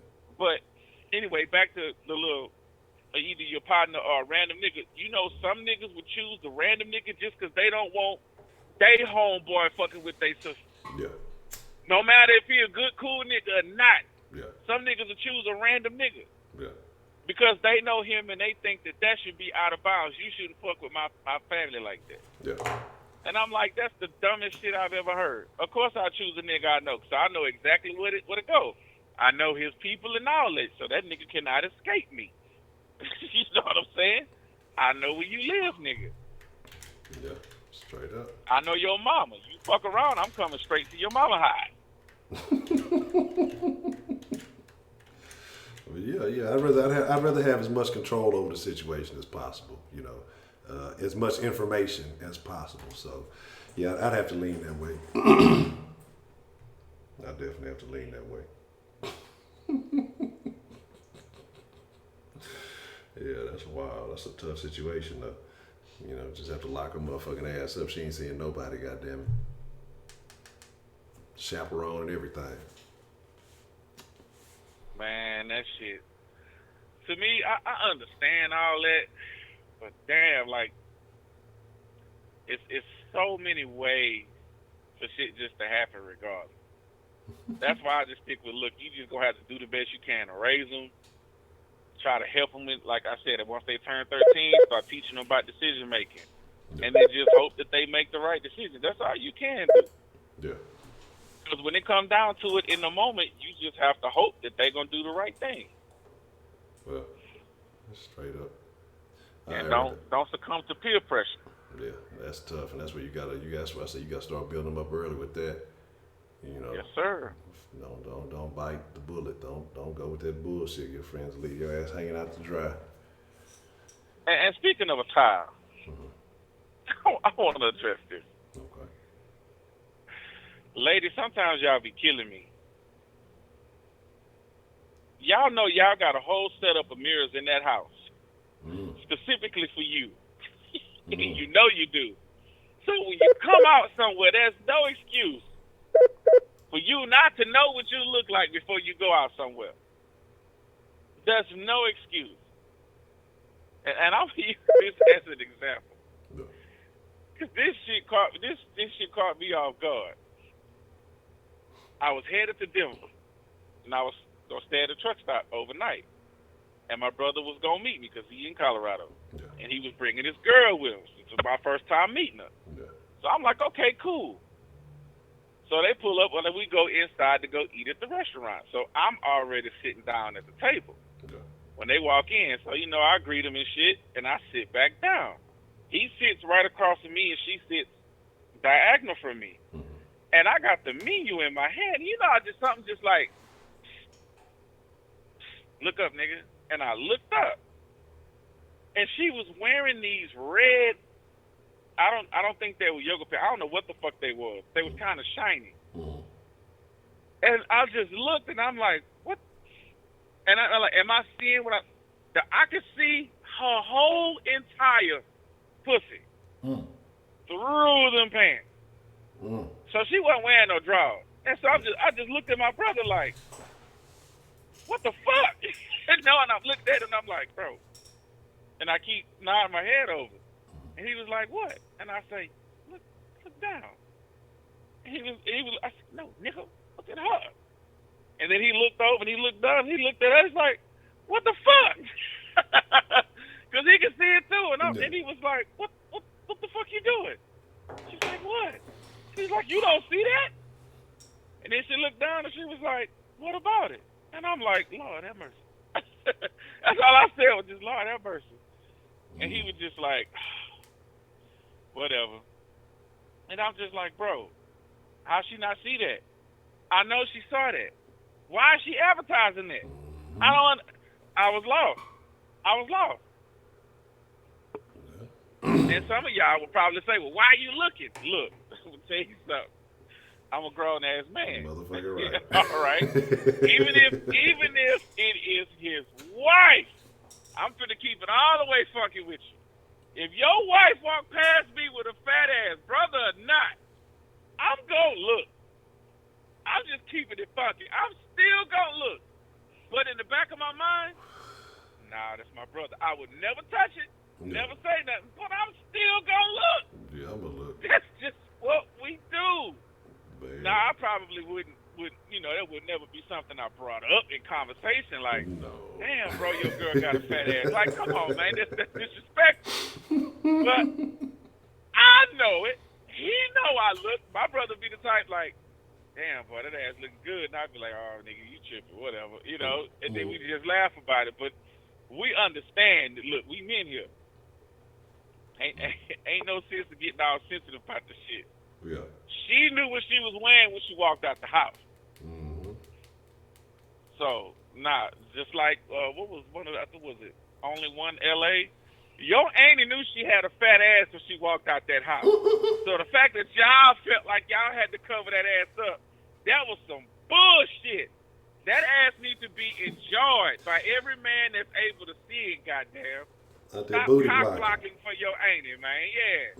Let your auntie live her best life, goddamn. Because if I want to see that ass, not because you done said something about it. I want to see what all the hubbub is about. Hey, I'm telling you, man. Look, it is what it is. And look, y'all and more honesty. We gonna give y'all honesty. Go ahead. What you got? hold on. So one of my number one pet peeves. It drives me crazy. You know how you see this girl who got that ass, right? And she wearing something like a sweater. And every time she get up, she feel the need to pull the sweater down. Knowing she take 2 steps in the ass, push the sweater right back up. Yeah. Stop pulling your fucking sweater down. And they be like, but I don't want people looking at my ass. Look, the fact that you keep pulling it, you keep drawing attention to it. If you just leave it alone, let it do what it do, you'll be better off. But every time you pull that sweater down, what is she trying to hide? I see all that ass. Now it's gonna make me want to look more. Exactly. I don't understand that logic. Yeah, like, look, man, you got that ass, so they try to wear that jacket and try to pull the jacket down, but then that ass just pulls that jacket right back up. Like, nah, I need to be free. You know what you was wearing underneath that jacket. Why don't you just wear it? Stop bullshitting. If you didn't want nobody looking at your ass, wear something else. Shannon, you ain't putting hands on nobody, Shannon. Look. If it's out there, they know what's out there. They know what it is. They men too, so they know exactly what's going on. You know what I'm saying? This is nothing new. No. But you trying to defend her, ain't he? No, see, Shannon was talking about, I think with the brother thing, that said that if she was your brother, you would have caught them hands. Shit, niggas know what it is. Shit, every nigga know what it is. See, ladies, y'all be under this impression to where y'all act like y'all don't know, but you do know. Guys don't live like that. We all know, and we act like we do know because we know. You know what I'm saying? It's like, shit. Come on now, it's the same thing as when I was sitting down with my ex and her sister walked across in front of me. She knew. She knew. I tried to pretend like that didn't happen, but she fucking knew. And you think she held me responsible? No. Why? Because she knew I was a grown. Well, I wasn't grown at that point. I was probably, 9? I was probably about 18, 17. Probably about 17. So I wasn't quite grown then. So she wasn't illegal to me at the time because I was underage myself. Yeah. But anyway, that's just semantics. Yeah. So like you just can't do that. Just like Miss Meek said, she don't have her daughter flaunting that shit around a bunch of men because she know men is gonna look. And then once we look, our minds immediately go to a certain place. Yes. She didn't want her daughters to be looked at in that light, yes. which make perfect fucking sense. Yes. Don't put yourself out there like that. Yeah. And now the quality of the man depends on how long he stays in that certain place, though. You know. That's a good point too. Cause some dudes is just dog ass niggas be like, hey, girl, come here. Like, oh, nigga, you tripping. Yeah. Now you trying to get killed up in here. Yeah. You don't say shit. Yeah. You just keep operating as if nothing happened. Yes. That's just how you do. You keep on pushing. Don't turn your head. Don't snap your fingers. Don't grab your crotch. Don't do none of that shit. Because all of that shit is you're doing too much. You're throwing too many signals. Yeah, you got to pretend. Yeah. And trust me, ladies, we ain't doing it for our benefit. We're doing it for y'all benefit. Because a nigga, if it's another nigga standing next to me, nigga, did you see that ass? Hell yeah, I see that ass. That's just how we do. Am I right, Honcho? Man, I tell you, it is what it is. And it's appreciation. You know, look, don't be ashamed of that thing. Yeah. You know what I'm saying? We appreciate it. You know, as long as you know you're not out there letting everybody get up in it, and you know you got standards to what you're doing, nothing wrong with that. Now, that's a different question. You exist, you're a human being, most folks don't look. it don't matter if you going out in crazy ass clothes. Motherfuckers gonna look at it. They may not talk about you the right way, but motherfuckers gonna. I mean, it's human nature. Curiosity is a thing. And you see an ass like that, if it's astounding ass, then you're gonna look at it. You're gonna appreciate it because it's not something you may see all the time. You know, it might be quality. And so you want to admire, just like, damn, that's nice. Ain't nothing wrong with that. You know what I'm saying? And I just learned what slim thick was a few minutes ago. Hmm. Cause I was like, do I know anybody that's slim? And it was a girl I went to school with. She was a good friend of mine. That motherfucker was slim thick, cause she had a little fat little ass on her. Like it was bigger than what you think it should be, but it wasn't too big. Yeah, Just like, damn. yeah. You know. So I guess that's what slim thick is. She still was slim, you know, cute in the face, all that. But yeah, I guess she would be considered slim thick. Okay. Yeah. Ain't nothing wrong with that. I've had an encounter with a couple of, I guess you. I guess because I don't necessarily consider them just skinny or slim or whatever. You know, if they got proportionate, you know, assets. You know, I guess I look at it like that. But yeah. Okay. Yeah, proportion is key. Yes, I agree. Anything else you want to add to that, Trio? Oh no, I'm good, fam. All right, man. I appreciate it, man. All right. All right. Shout out to Professor Trio taking you out of school tonight, man. What's the motherfucking deal? Who we got calling in to the den this evening? What's up, Honcho? This your boy Mike B, man. Mike, man, I know you've been trying to get in. I know you say you got something on your mind. You said we overlooking something, man. Let us know what we missing on this conversation, man. Well, the first thing I want to say is I'm gonna give y'all a perspective from a young 25-year-old male. Okay. I'll be 25 next month on July 21st. Okay. So that's the first thing I want to say, just giving y'all an insight on a young male born in 1994 and a lot of the morals and principles I was raised on, and a lot of the stuff that I see day to day with my generation. And then, you know, mixing my generation with the old generation and just everything. So one of the things I wanted to talk about first was the guy was talking about most males, they'll look at a female and see them, they got a nice body or whatever, and all that, which that's cool. I mean, I understand where y'all coming from, because I'm going to look too. If I see a female, she walk through, she got a nice body, and you know what I'm saying, I'm going to look too. But at the end of the day, it's all about controlling your impulse. Yes. It's all about, to me, it's about controlling your impulse, especially if that's not my woman, if that's not my gal, especially if I see her with her man or her husband or anything like that. Yeah, she might be flaunting and flossing and doing what she do, but at the end of the day, I see it's my job to see what she doing, know that that's what she trying to do. She trying to get my attention. She trying to, you know what I'm saying? These females nowadays, they be on a whole lot different stuff than back in the day.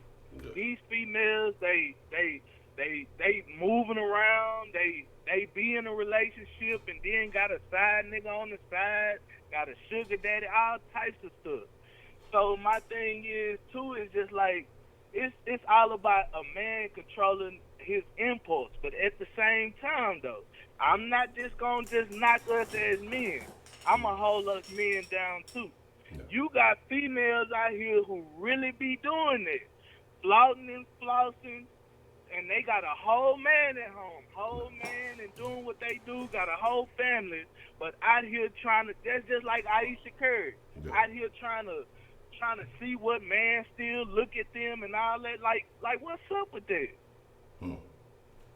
That's interesting. Why? What do you think that is? What do you think is causing that? What do you think has caused that change? It's all about attention. Everybody want attention. And then it's you know what I'm saying, it's to me it's about attention. These females want attention, these males want attention, you know what I'm saying? Everybody want to be doing stuff for the gram and showing off and all that. When you got a whole family at home, You got a whole wife. You got a husband. You got a girlfriend that you've been committed to. You committed to a relationship. It's you way out there, and it gets worse by the day. It gets worse. It gets worse and worse. My mother raised me on certain principles and morals. You treat a woman right. You get you a nice, wholesome woman out here. But at the end of the day, you got these females out here that just really, especially nowadays, don't care. They don't care about nothing. All they care about is showing off, showing what they got, trying to be seen. That's the biggest thing, trying to be seen. That's what I think the main problem is, trying to be seen and trying to feel accepted from you're not even looking from acceptance from your man or your spouse or whoever you with. You trying to get acceptance from all these people outside your relationship. Yeah. And it don't make sense to me. You know what I'm saying? I was raised on morals and principles, and I feel like nobody is being taught morals and principles like that anymore. I'm young, but at the end of the day, where is that fine line drawn at? That line is not there anymore. People don't care about that line anymore. You know what I'm saying? Morals and principles and being in a true relationship. That they don't care about that no more. So I got a question for you, man. You know, you a young nigga. You know, you about a decade younger than me. What is the worst thing that you're seeing out there these days? I don't know if you hit the club scene. I don't know if you be out and about or just in your day-to-day life. What is some of the worst shit you seeing? Because we were talking initially about attire. So how much of a, we talk about attention and things like that. What are some of the worst shit you're seeing with women and how they're dressing, or shit, anybody as a whole? Yeah. Well, it's attention. Just like I was just in my apartment pool. I just got out of my pool. I like to go to my pool every day when I get off of work, get a little exercise, different stuff like that. You got these group of young kids that was just in my pool. They just graduated from high school. You could tell because you can listen to these people's conversation. I'm walking around my pool and I'm listening to their whole conversation, their whole vibe. And then on top of them just talking, you got these young girls, probably 19, 18, 17, 20, not even 21 years old. They twerking in the pool. They trying to show off for me, and I'm the only other person in the pool. Yeah. It's about attention. You know what I'm saying? It's like they twerking in the pool, showing off. You know what I'm saying? These is young girls. I'm about to be 25 years old. If I try to talk to any one of them, I'm going to jail. Yeah. So, you know what I'm saying? Just like the caller was saying, just like the topic y'all was talking about, you got a 40-year-old man and an 18-year-old girl. I just can't see that. You got to have a certain type of moral and principle about yourself to look at this young girl and see what she's doing. She's trying to show off you, and you know what I'm saying? These is young kids in this pool. I'm not old. I'm about to be 25, but I'm looking at them like, y'all showing off, y'all trying to get me to talk to y'all and all that, and twerking in the pool. And, where they do that at? Yeah. Yeah. Just seems like everywhere now. Shit. You know what I'm saying? Yeah. It's like these people, not just females, but it's all about attention. They trying to show off, and you know what I'm saying? It don't make no sense. Yeah. And it brings it back to the topic, just like y'all were talking about, attire. Attire. Just like the lady, the caller that was talking about, I'm not sure of her name when I first got in, but she was talking about back in the day, kids didn't used to wear these short shorts and different stuff like that. Yeah. It's all about attention. Yeah. These males and females out here, they are wearing stuff and they are doing stuff just to be seen. Yeah. So where do you think that starts at? What do you like? Do you think that's a thing that starts at home? Do you think that has to do with their parents not giving them adequate attention? I really think it starts at home because the discipline is not there anymore. And then you already know how the laws is now. You can't really just discipline your kids like that. Especially, I'm just talking about especially African and American males and females. You can't just discipline your kids nowadays like you did back in the day. Because my mama didn't play that. Like I said when I first got in the chat, my mama, she raised me by herself. This lady would take hinges off the doors. So if I had a friend come over or anything, it's just me being a male in her house. She will not allow me to have hinges on the doors or privacy, none of that. This is her house. She paid the bill. Yeah. She not having none of that. And she raised me to be a real man. Yeah. She raised me to be a true, upstanding man, a respectful man. You know what I'm saying? Yeah. So she wasn't playing none of that. But you got basically the whole problem is you got adults trying to be friends with their kids now. They not setting no discipline. The discipline is gone. It's over with. You got real live parents out here trying to be friends with their kids, and that's over with. It's done. When I have kids, I'm gonna do the exact same thing my mama did, my father did, my grandparents did, all of that. It's not gonna be none of that. You gonna respect the woman, you gonna respect the male, and you gonna go by morals and principles. There is no more morals and principles out here anymore. And I know that for a fact because I'm speaking just off of my generation as a whole too. Okay. So I truly understand what y'all saying as being a male and looking at a man. Because you got females out here looking at males like that too.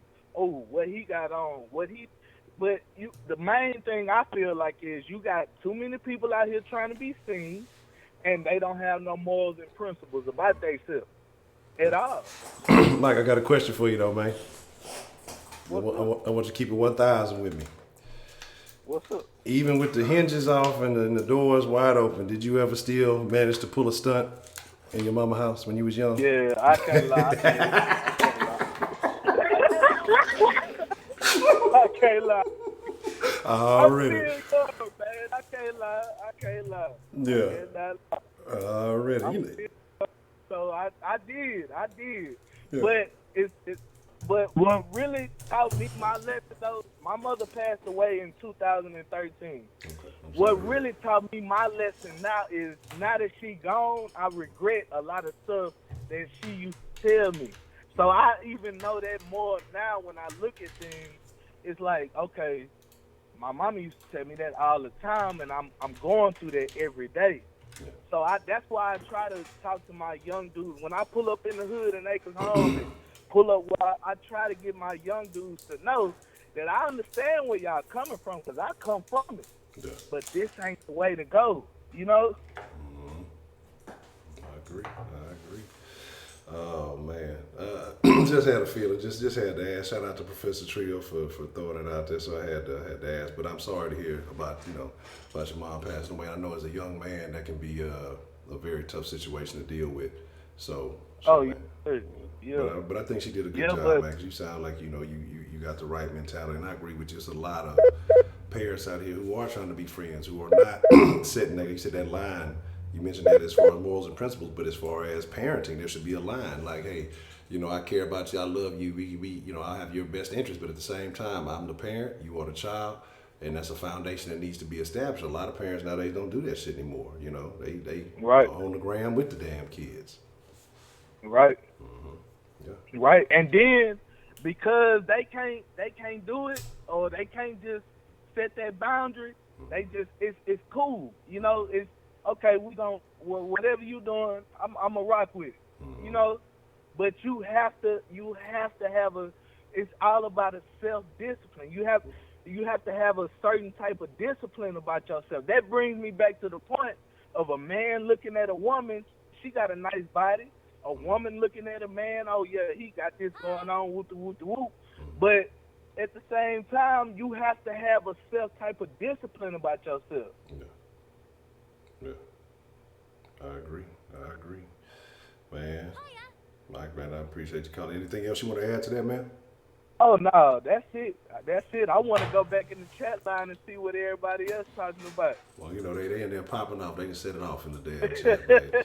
But Mike, man, I'm glad you came through the den, man. Whenever you get a chance, you got to come through more often and chop it up, man. I'm loving your insight, Oh man. yeah, oh yeah. And one thing else I wanted to say, man, I appreciate everything you doing, man, and I really look up to that what you doing with not just with the den, but with sauce and everything that you doing, man. I really rock with it, man, and I'm gonna keep supporting. I'm gonna get all my people on it, get my people to subscribe, and man, just keep doing what you're doing. Man, I appreciate that, man. I appreciate the support, man. Sincerely, I really do. I thank yeah. you for that. Oh yeah. All right. Well, y'all keep doing what y'all doing. I'm finna get in the comments. All right, Mike, man. Appreciate it. All right. Man, shout out to Mike, babe.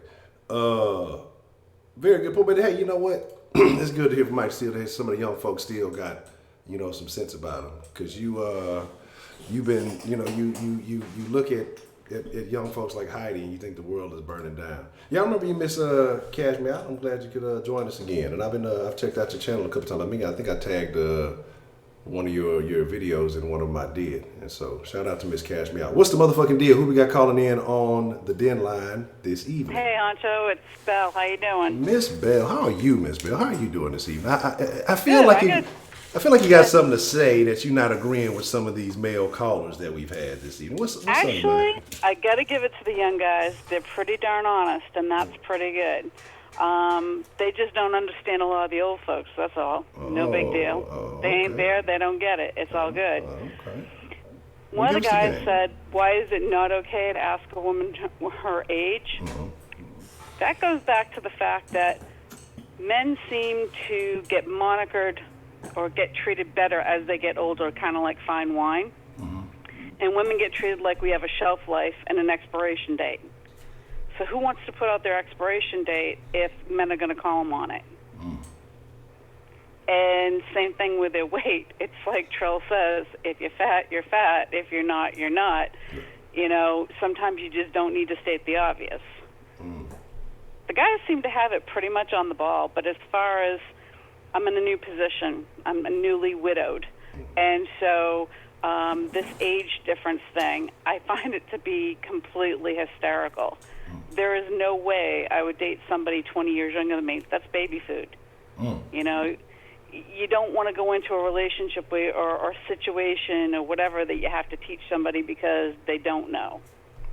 And the fact is if they've got too much experience, you're going to want to throw them back anyway.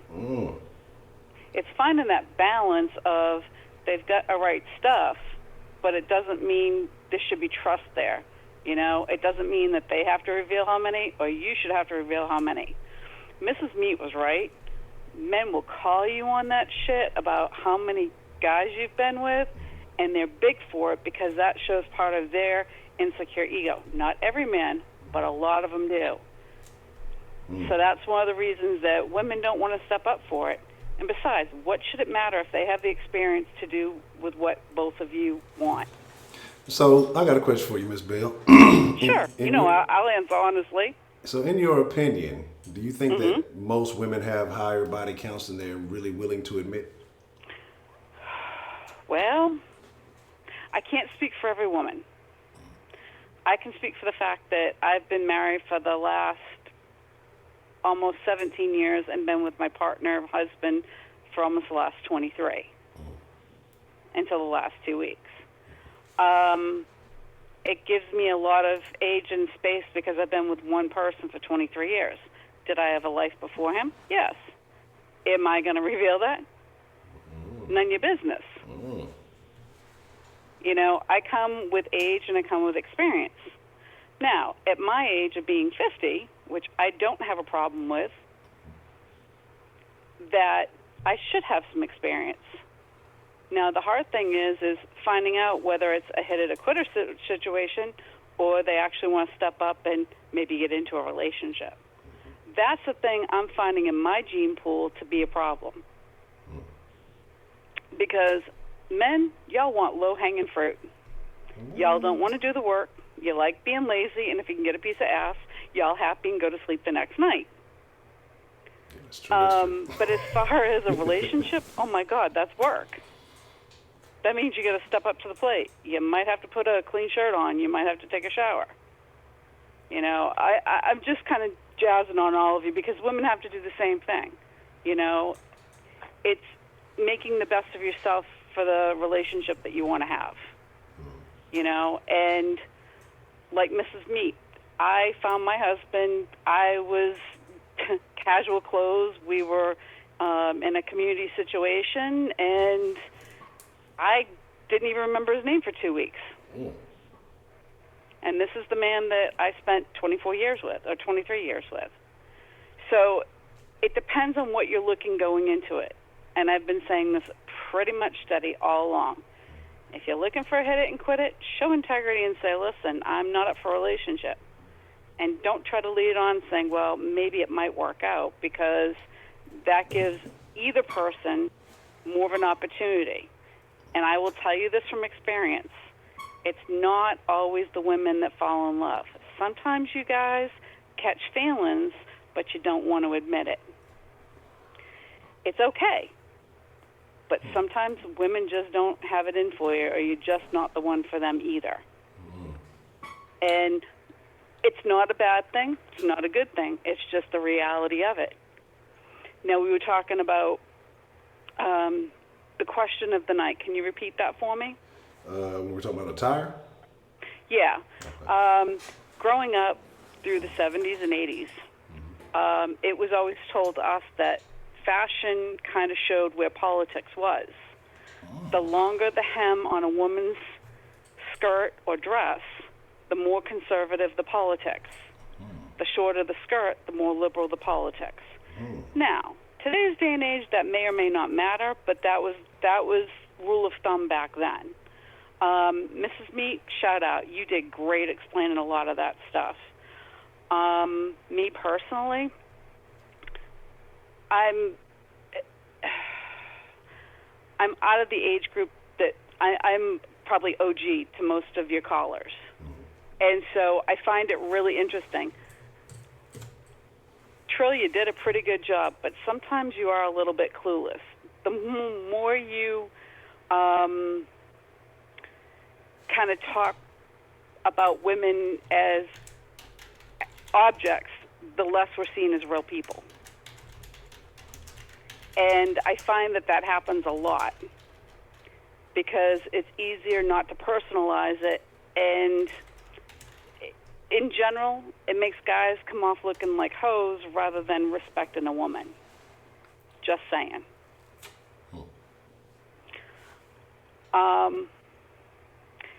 Again, it comes back to you all want the girl next door that you can take home to mama, but then again, you still want the girl that'll give you whatever's going to take care of that need. And so there's a balance there. You know, there's not really much to say about that. Would I reveal to somebody how many partners I've had? No, it's not their business, because I don't expect that coming from the other end at my age.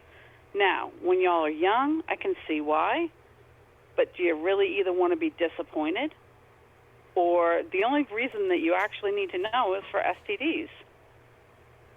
That should be the bottom line. Do you really care where that person got experience? Yeah, is it nice to know that they don't have experience? Absolutely. But that's all built on trust. You know, again, it comes down to which of the two doors are you going to take, the hit it or quit it and be a player, or the long-term courtship. And those are really the only two doors. Doesn't mean long-term can't end up becoming a hit it and quit it, and it doesn't mean that, hey, we met last night and we've been together for 23 years. That's not my case, but you get my point. Yeah. The biggest thing is respecting each other and respecting oneself. The amount of low self-esteem, I don't have any figures on it, but it seems ridiculously low across the country. And the more people are attention-seeking, the less they're self-validating. And if we don't self-validate, we're willing to fall for a lot of shit that we shouldn't have to. Anyway, it's late. But any other questions for me tonight? I got one more question for you. Sure. And what I want to say, thank you about that, the politics and him thing. That's very interesting. I think some of it still holds true today. Maybe not as steadfast, but I think some of it still holds true. But when you met your husband in the community settings, I'm trying to see if we can find a correlation here. Were you wearing a ponytail? Wait a minute. Please repeat. So when you said you met your husband in a community setting and didn't kind of remember his name for 2 weeks, but did you have your hair in a ponytail? No, I have no idea what the hell that has anything to do with anything. No, it's very important because see, I'm trying to help the ladies find long-term love, and so Miss Meat said she had her hair in a ponytail when she met her husband. So I'm trying to see if there's maybe a correlation with the ponytail. I think that every day was probably different. There were outdoor community activities, and then there was just times we were just hanging out. So it really, for us, it started out as friendship.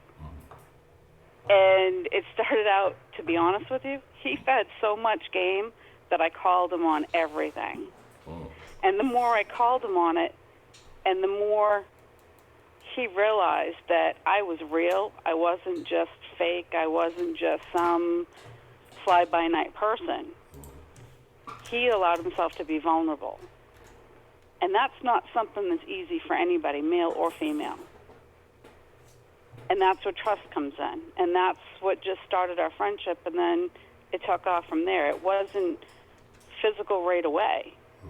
You know, that's the other thing. People don't understand that physical sex is only 10% of an actual relationship. Intimacy should be 50 to 75, but it has nothing to do with physical sex. Intimacy is holding hands. Intimacy is making sure that you communicate with one another. Intimacy is making sure that you're on the same page with your partner. And that has nothing to do with sex. Also, there was something that was said earlier, too. I can't think of what it was. Oh, actually, it was a couple of days ago. You were talking about how men outrank women 2 to 1. Well, I actually did a little research, and come to find out, we're actually 1 to 1. There's only about 5 states that men outrank women by like maybe 52 to 47. And it's Wyoming, Washington, and North Dakota. I think that's self-explanatory. Yeah, that makes sense. So, but the thing is, all the rest of the states are anywhere between 49 and 50 between each one. So I would say the urban areas, yeah, there could be more women than men, or it could be the other way around, depending, again, what state you're in. And the other thing is that body count, it shouldn't matter if the person that you want to be with is somebody that you're looking for long term. You know, because you're building a life together, you both need to let the experience stay behind and build the new stuff together. I don't know, I'm looking at it in the perspective of being a new widow, so everything's just a little foggy at this point. But as far as relationships go, I think that people tend to find their own level of water. And what I mean by that is that there was definitely an age difference between my husband and I that was 20 years. Intellectually, we matched level for level. Maturity-wise, I was always more mature. When I finally got to be the age that he met me at, and I looked back and said, why would he ever go out with somebody so young? Well, that was because I was mature and he wasn't. However, was he intellectual? Absolutely. Everybody tends to find their own water. As far as dating somebody that's that young, why would you want to? You know, it's hard to share sometimes music. Sometimes it's hard to share generational things, you know. Then again, if you've had the same upbringing and you've had a lot of the same things, then it can be common bonds. But men, again, no offense to the men, I just find this happens more often with men. And I know that there's definitely women that are cougars. But if you're going after something that young, you're just looking for something to play, a toy to play with. You're not looking for something long term, unless it's a rare thing that it actually clicks. Most people find the water level between 5 and 10 years within their own age. So you said that was as low as you would go is 10 or as high as 10 if it was you personally? This time around, yep, absolutely. And the other thing is that, you know, even when you're married, it doesn't mean that you don't look. It just means you don't order from the menu if you are in a monogamous relationship. I am not built for being a wife of multiple wives, you know, and I think that a lot of people can handle that. I'm just not one of them. And I'm okay with that. The biggest thing that I will tell all the callers, all the listeners and the callers that are coming in is that know where your deal breakers are in a relationship. Know what you're willing to handle and what you're willing to walk away from. And there was a meme the other day that really is absolutely great. Before you go out with a guy long term, interview his ex and find out why she left. But it also goes for the same thing on the other end, too. A guy should interview the girl's ex to find out why they left. It might not have anything to do with it, but it can give you an insight of where their head's at. But do you really think that exes would be honest? Do you feel like they'll be genuine? Well, to be honest with you, my husband's ex was. And I, to this day, don't know whether it was because she was being nice nasty or because she was being open, but she wasn't wrong. And she did me a favor because that allowed me to have my eyes wide open walking in the relationship, and I got to make the choices I needed to. Doesn't always happen that way, you know, but, you know, take an eye at the family. You know, they say that looking at a girl's mother is what you'll see in 20 years. Sometimes that's true, sometimes it's not. But the apple doesn't always fall far from the tree, especially with a generation or two.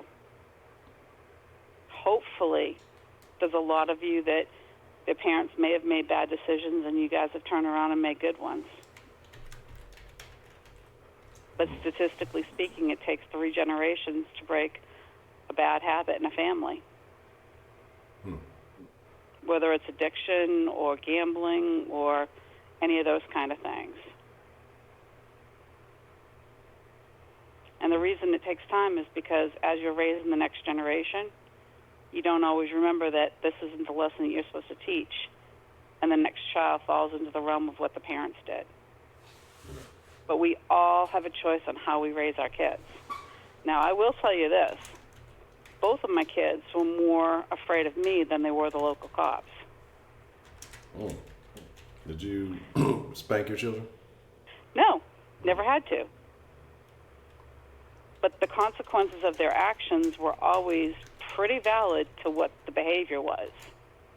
And I was one of the parents on certain levels that kept the discipline consistent. And if they knew if they fucked up, they were going to pay consequences. Yeah. Whether it was writing an essay, whether it was extra chores, whether it was whatever it was. It was never cruel. It was never to shame, and it was never to embarrass. But it was to teach a lesson that there are boundaries and you crossed it. Yeah. And that's kind of what I'm not seeing in society today. It's like we have this romper room full of me, me, me, me, me, and the gates are let loose. So, you know, it doesn't make it a bad thing. It just means that it is what it is right now. Kind of sad, but hopefully it'll get better. Okay. Well, Ms. Bell, one, I always appreciate your insight and your input because I always take something away from it that I may not have viewed from a certain perspective before. And I think that you're rational, and I don't think that, You know, I don't think that you're a man hater like some. I'm not. Wait a minute. Okay, I got to interrupt you here because I can't tell you that I wasn't in my 20s. Oh, I was angry as hell. But when you find somebody that allows you to heal yourself, that doesn't try to heal you, that doesn't try to fix you, but is just there with you so that you get healed, then you can't hate on that. Okay. Well, anything else you'd like to add to that, Miss Bell? No, I think that the guys did a great job. A lot of it came out of their age and youth, but they were pretty on target with some things and a little far off on others. Trill, you were definitely long-winded, but I love listening to you. All right. Y'all have a good night, and I'm going back to the boards. All right, Miss Bell, as always, I appreciate your call. All right, night. All right, good night. Shout out to Miss Bell. You know, talking to Miss Bell lets me know that all you women folk don't want to kill us.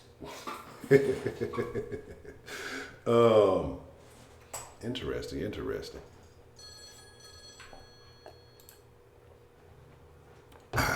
What is the motherfucking deal? Who do we got calling to the den this evening? It's Miss Meat. Miss Meat. What's the motherfucking deal? What's on your mind, Miss Meat? So for my boy, Professor Trill, Uh-oh. know the difference in prepaid Michael and Professor Trill. I know the difference. Now, like I said, ladies, don't tell him. I'm sticking to my story. You better tell him. Sticking to it. Don't tell them how many trauma shootings. Because they still, if they want to wipe you up, it's not going to matter. Because like I said, you go get them tests. You ain't got no STDs, you ain't got HIV, you ain't got none of that. So what difference does it make? I think it's a big difference. It makes. I think there is a difference. The only difference it makes is when y'all men get ready to get into an argument, you're going to throw that shit up. So no, it doesn't make a difference. Don't believe that shit, Wendy. It don't make a difference. Location. They're going to wipe you up. Well, location is important. I think that's something that we addressed briefly earlier. If you're in a big city or you done moved around and you're not in the hot spot where you had the hot twat, then, you know, then it's all good. I don't think it's as big of a deal. But if you're in a smaller area or you're in a neighborhood where you grew up and you dealing with that, you know, eventually that's going to come back to you. So you might as well be honest and set an honest foundation if that's the case. And if you're in the same place where you were doing all your dirt and you want this man to be out in public walking around with you and doing all these nice things, trust me, niggas is just as petty as females are. If a female don't come up and say it, a nigga will come and say, oh man, you know what? Shit, nigga, you know, I hit that, you know, such and such and way back when. Now that's if you was, if you had the hot pants or you was all around town. Now, if you got just a couple of them and it is really what it is, you know, trust me, I think this is a new day and age. You know, you're expected to have some numbers. But again, if you're in a big area, okay, it's no big deal. But if you are, like I said, if you say you still in your hometown or whatever else it may be, trust me, nobody want to see anybody happy. And it's unfortunate that this is the type of life we live. But it'll be an old nigga who used to fuck with you and mad that you don't fuck with him no more. Or, you know, a chick that you done had, you know, a bad encounter with or something. She gonna come, hey, no, you know she was fuck with her. And then so now if you never tell and then he hears this information elsewhere, it's either gonna be in the back of his mind, he's gonna make some other judgments, or, you know, if you were upfront with him and he knows and he understands, you know, okay, hey, well, you know, she got some experience, it is what it is. If he fucking with you through that, I think it makes your relationship more stable. I think you got to lay those foundations out there. Like, but again, like, I'm not gonna lie. It's not to say that men don't have egos. Men will make comparison. If that's the thing that stops what you got going on, then shit, fuck them. You ain't supposed to be fucking with them in the first place. If a nigga can't accept, you know, that you've had a past or whatever else it is, then it's not gonna be what it's supposed to be anyway. So I think you should be honest and lay the foundation out there. If you don't like it, then let them move around. You know, somebody is gonna like it. So, like I was just talking about that porn star fucking Mia Khalifa. just got wifed up, and she specialized in fucking black man gangbangs, and a cool white dude. I don't know what their relationship is. He wifed up, fiance, or he put a ring on her finger or whatever else it may be.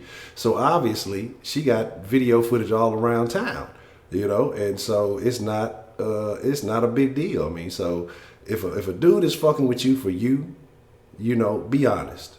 You know what I'm saying? Like, be honest, and that's the way I look at it. Like, I'm gonna be straight up. I had a little phase where I was out there wilding out. I know men are looked at differently than women, but if a dude wants you, he's gonna accept all of you, no matter what all that extra shit is. Because it's plenty of women who've had situations and hundreds of situations, and like I say, they famous for it or whatever else it may be. Shit, the damn Kardashian had a whole mixtape and every other athlete that she could hop on.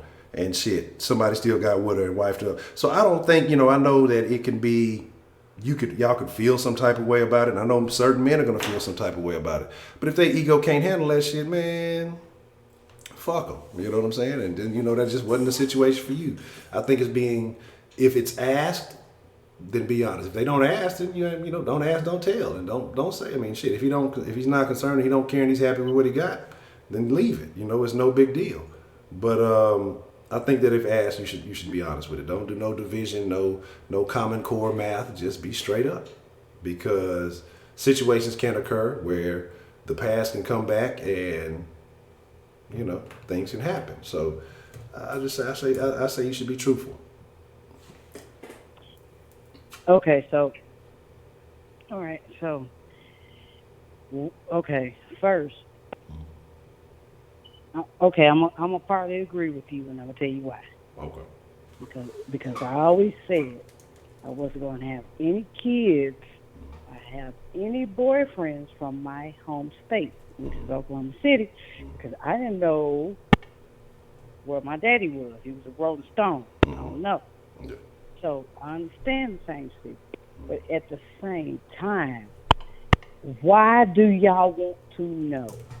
You want to know, men want to know, because later on down the line, when they want to do something like cheat, when they want to do some old sneaky shit, they want to throw that up. So, why do you want to know? Because let me tell you something. If you're clean, because like we did, we both went to the doctor before the rubber came off. We both went to STD tests and this and that and this and that. My husband has never asked me how many men I've been with, and I've never asked him how many women he's been with. Yeah. Hey, but once you take them tests and nobody has HIV, nobody has AIDS, nobody has herpes, syphilis, none of that. Why it matter? Why does it matter? Why? I mean, again, I think it's like, I don't think it's always for malicious intent. I think somebody wants to know what they're getting into. So there can be assumptions being made. Again, certain habits are hard to break. And so if you are out there and you were active and very promiscuous, a man may feel like, well, again, it can be an ego thing with him. If you may have had other partners and you kind of hopped around on them, and this is not saying that all that, I think that's a different conversation, but it could be part of the conversation. Because if you tell the man, I was with somebody for so long, but then I got all these other partners, you're gonna question certain things. Well, when did you do this, do this, do this? And if you are a cheater, it can be hard to break that unless you just really go through some things that really change your life, and most people don't do that. So that could be a reason why, it's not about him necessarily, well, you had all these people before me, so I can cheat. It justifies. That doesn't justify anything, because if I made a commitment to you and then I step outside on you, then I'm the cheater in this situation. It's not anything you did before me, because I won't say it's a clean slate, but if you didn't cheat on me, then that doesn't give me a right to cheat on you. And if that's the case, if you cheated on me and then I got to go cheat on you to get you back, then we just might as well cancel this relationship, because it doesn't make sense. We just or open it up or do whatever. So my thing is just the reason. I can't speak for why all men would want to know.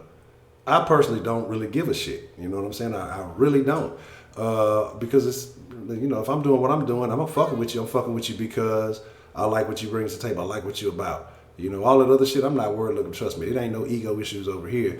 I know I'm gonna hold it down. I know I'm gonna put it down, and I'm gonna do what I do. And so as long as I'm satisfied with what you do and you satisfied with what I do, I cannot give a shit. You know what I'm saying? I really don't give a damn. But some people do. And again, like I say, certain men, they may not have had those experiences. You know, they may be a good dude who ain't had a lot, and then you may have been, you know, out there a little bit, and so that may not be what he's looking for. And I think everybody has the right to that. If that's something that's important to them, I think they have the right to that. You know, hey, I want a woman who hadn't had a lot of experience. Maybe I want her to, you know, be able to, you know, we can grow and learn together or something like that, you know. So I think that people have a right to know this type of stuff. Honcho. Man, look, man, you ain't heard some of these young niggas. You ain't heard some of these young niggas in here say, hey, it's a different breed out there. There's some wild young niggas, but there's some square young niggas out here too, babe. So, I mean, it is what it is. So, certain people want to, you know, they might not be able to handle what you put on them. You know, you might have too much experience from them. Look at me, I'm game. I'm finna push it to your limits. I'm about to, you know, we finna see, you know, who gonna tap first. But, you know, everybody's not built like that. Some men want something. Some men are way different these days, you know. And so I can't necessarily say that I'm a man like most men's mentality. Right. But Yeah, you know, and so I can't speak for everybody. But there's some men that's what they want. You know, they have this fantasy or they have this idea. Some men, you know, when we're talking about young men and old men and young women, some motherfuckers want to be groomers. You know, there's a lot of motherfuckers out there like that. They want to groom a woman to the shit that they want or that they like. So it's a lot of different factors, I think, that come down to it. And I don't see any problem with being honest about, you know, what you rocking with. I see no problem with that. Okay, so you don't see no problem with that because, okay, I'm honest at everything I do. I can't lie. I don't want to lie. It takes too much effort. So if you ask me a question, I'm going to tell you the truth. Yeah. Now, let's get into the realistic stuff of this. Men can't handle the truth. Men can't handle the truth. Okay. You can sit there, you can disagree. Men cannot absolutely handle the truth like a woman can. Just like, okay, Honcho, Yeah. if a man cheats, women take them back all the time. Right. But let that nigga know that you giving your pussy away. He don't want your ass no more. Men, okay, and you could have been a cheater on this woman like 15 times. And she cheated on your ass once, you ain't gonna want her ass no more. Because she gave that pussy to somebody else. Yeah, because just Now, I'm not saying all men. I'm not saying all men. No. I'm not saying all men. But Honcho, you know I'm right. There's a lot of men out there who cannot handle their woman fucking another man. I can tell you why. They can't handle it. I can tell you why. And the reason why, and it's fucked up, yes, it is a double standard, as most things are double standards. But it's a woman, to be pleasured by a man, you have to open up and let a man inside of you, to experience you. And it's internal. Women do things more on a mental level. It's more of a different situation. Men, it's all physical. You know, bitch got a big old ass, and she flirted with me. Well, damn, I want to see what that's like. When women go out and cheat, it's because of something emotional is lacking. And so it's almost a bigger problem, not purely a physical thing. And then the thought of something like, it's like your home, right? Say the pussy is like your home. The thought of another motherfucker coming in your house while you at work or whatever and just doing what they want to do in your house, you know, and having their way at your house that you provide for. But I'm not saying that men, you know, own women or anything like that. I'm just using a poor analogy. But it's like letting a motherfucker, just strangers, just up in your house and they can just do what they want to do in your home. Nobody would be, no man would be keen on that. So it's like when you're talking about the internal versus the external, it's a difference. Is it a double standard? Absolutely. Is it fair? No. But as we've discussed many things with men and women in relationships, it's a lot of unfair things. And then what you got to think about, men having the mentality of being conquerors and all these other things. You as a man, it would not, you would, to imagine another man making your woman feel better than you do, or doing things to your woman on another level, it's a psychological thing, I guess, but I think it's just different because a woman, like I told you, any motherfucking woman can, you fuck with her long enough, you struggle long enough, you're gonna get off. Not every man has the ability to pleasure women properly. So if you fucking around with this dude or whatever it may be, and he's doing something that your man can't or whatever, it's definitely an ego bruise to the man. And I'm not saying it's kosher or anything. It is what it is. But I think it's just it is unfair. But you're right. I'll say that you're right for the most part on that. Okay, so that's where y'all messed up at. That's where men messed up at. Y'all think y'all in our brain. Let me tell you something. Okay. It's a lot of women can go out there and fuck and not get no type of feelings for the nigga or for the man or for the male part. There's a lot of women, and we out. And listen, I'm not even gonna say it's a lot because I've done it. I fucked somebody because the dick was good, and the tongue was good, and I didn't catch no fucking feelings. So see, that's where y'all mess up at on us. That's where y'all sleep. Y'all think that everybody we go out there and screw, we catch feelings.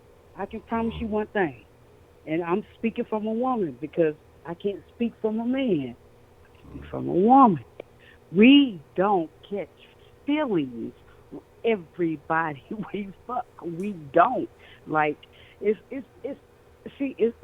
unreal.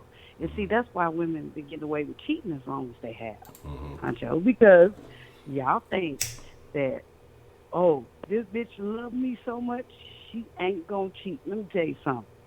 A nut is a nut, okay? And if you're and if your man, if your significant other is not giving you that proper nut, and you gonna find somebody that is, that doesn't mean we're gonna fall in love. We're not as emotional as y'all think we are. I can promise you.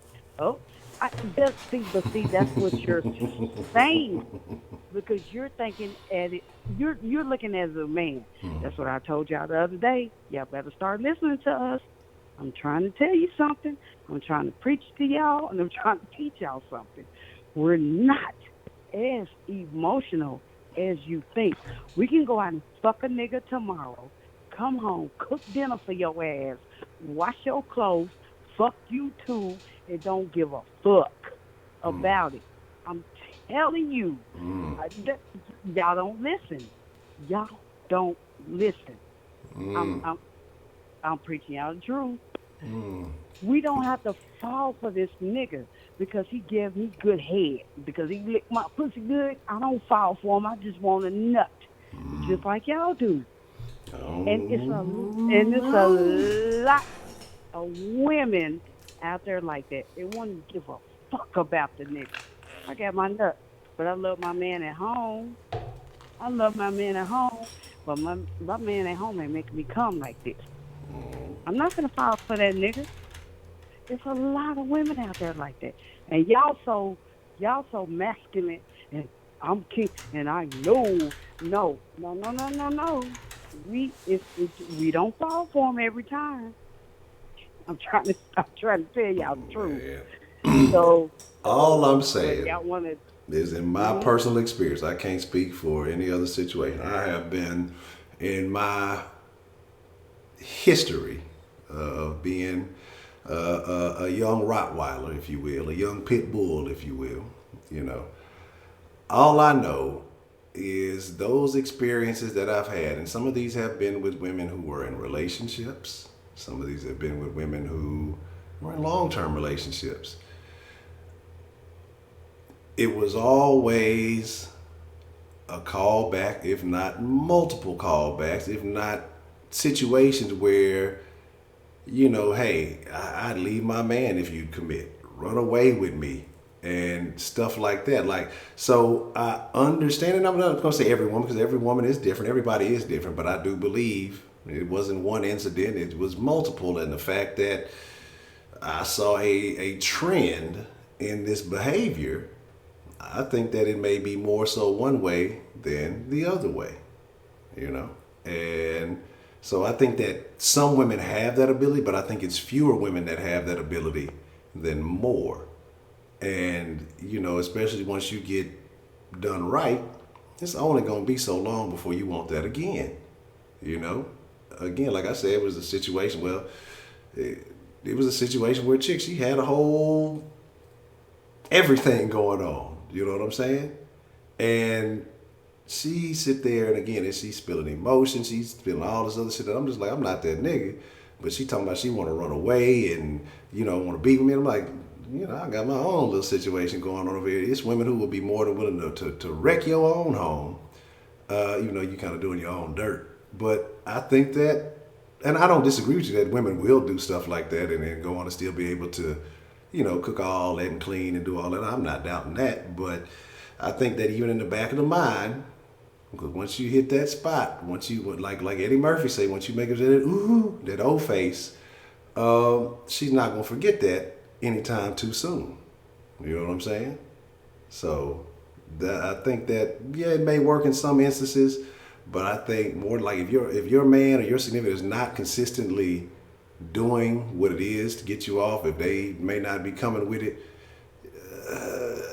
you gonna get that return visit, or you gonna get those calls. And once you get that consistently enough, or you get that enough times, it's going to impact your emotional state. You're gonna start thinking more so about this man or whatever else it may be. I had women tell me they fucking with their old dude. They think about me like, you know, it's kind of what it is. I mean, but I'm not saying that you can't. I'm not saying that there are other women that cannot. But I don't think it always works that way.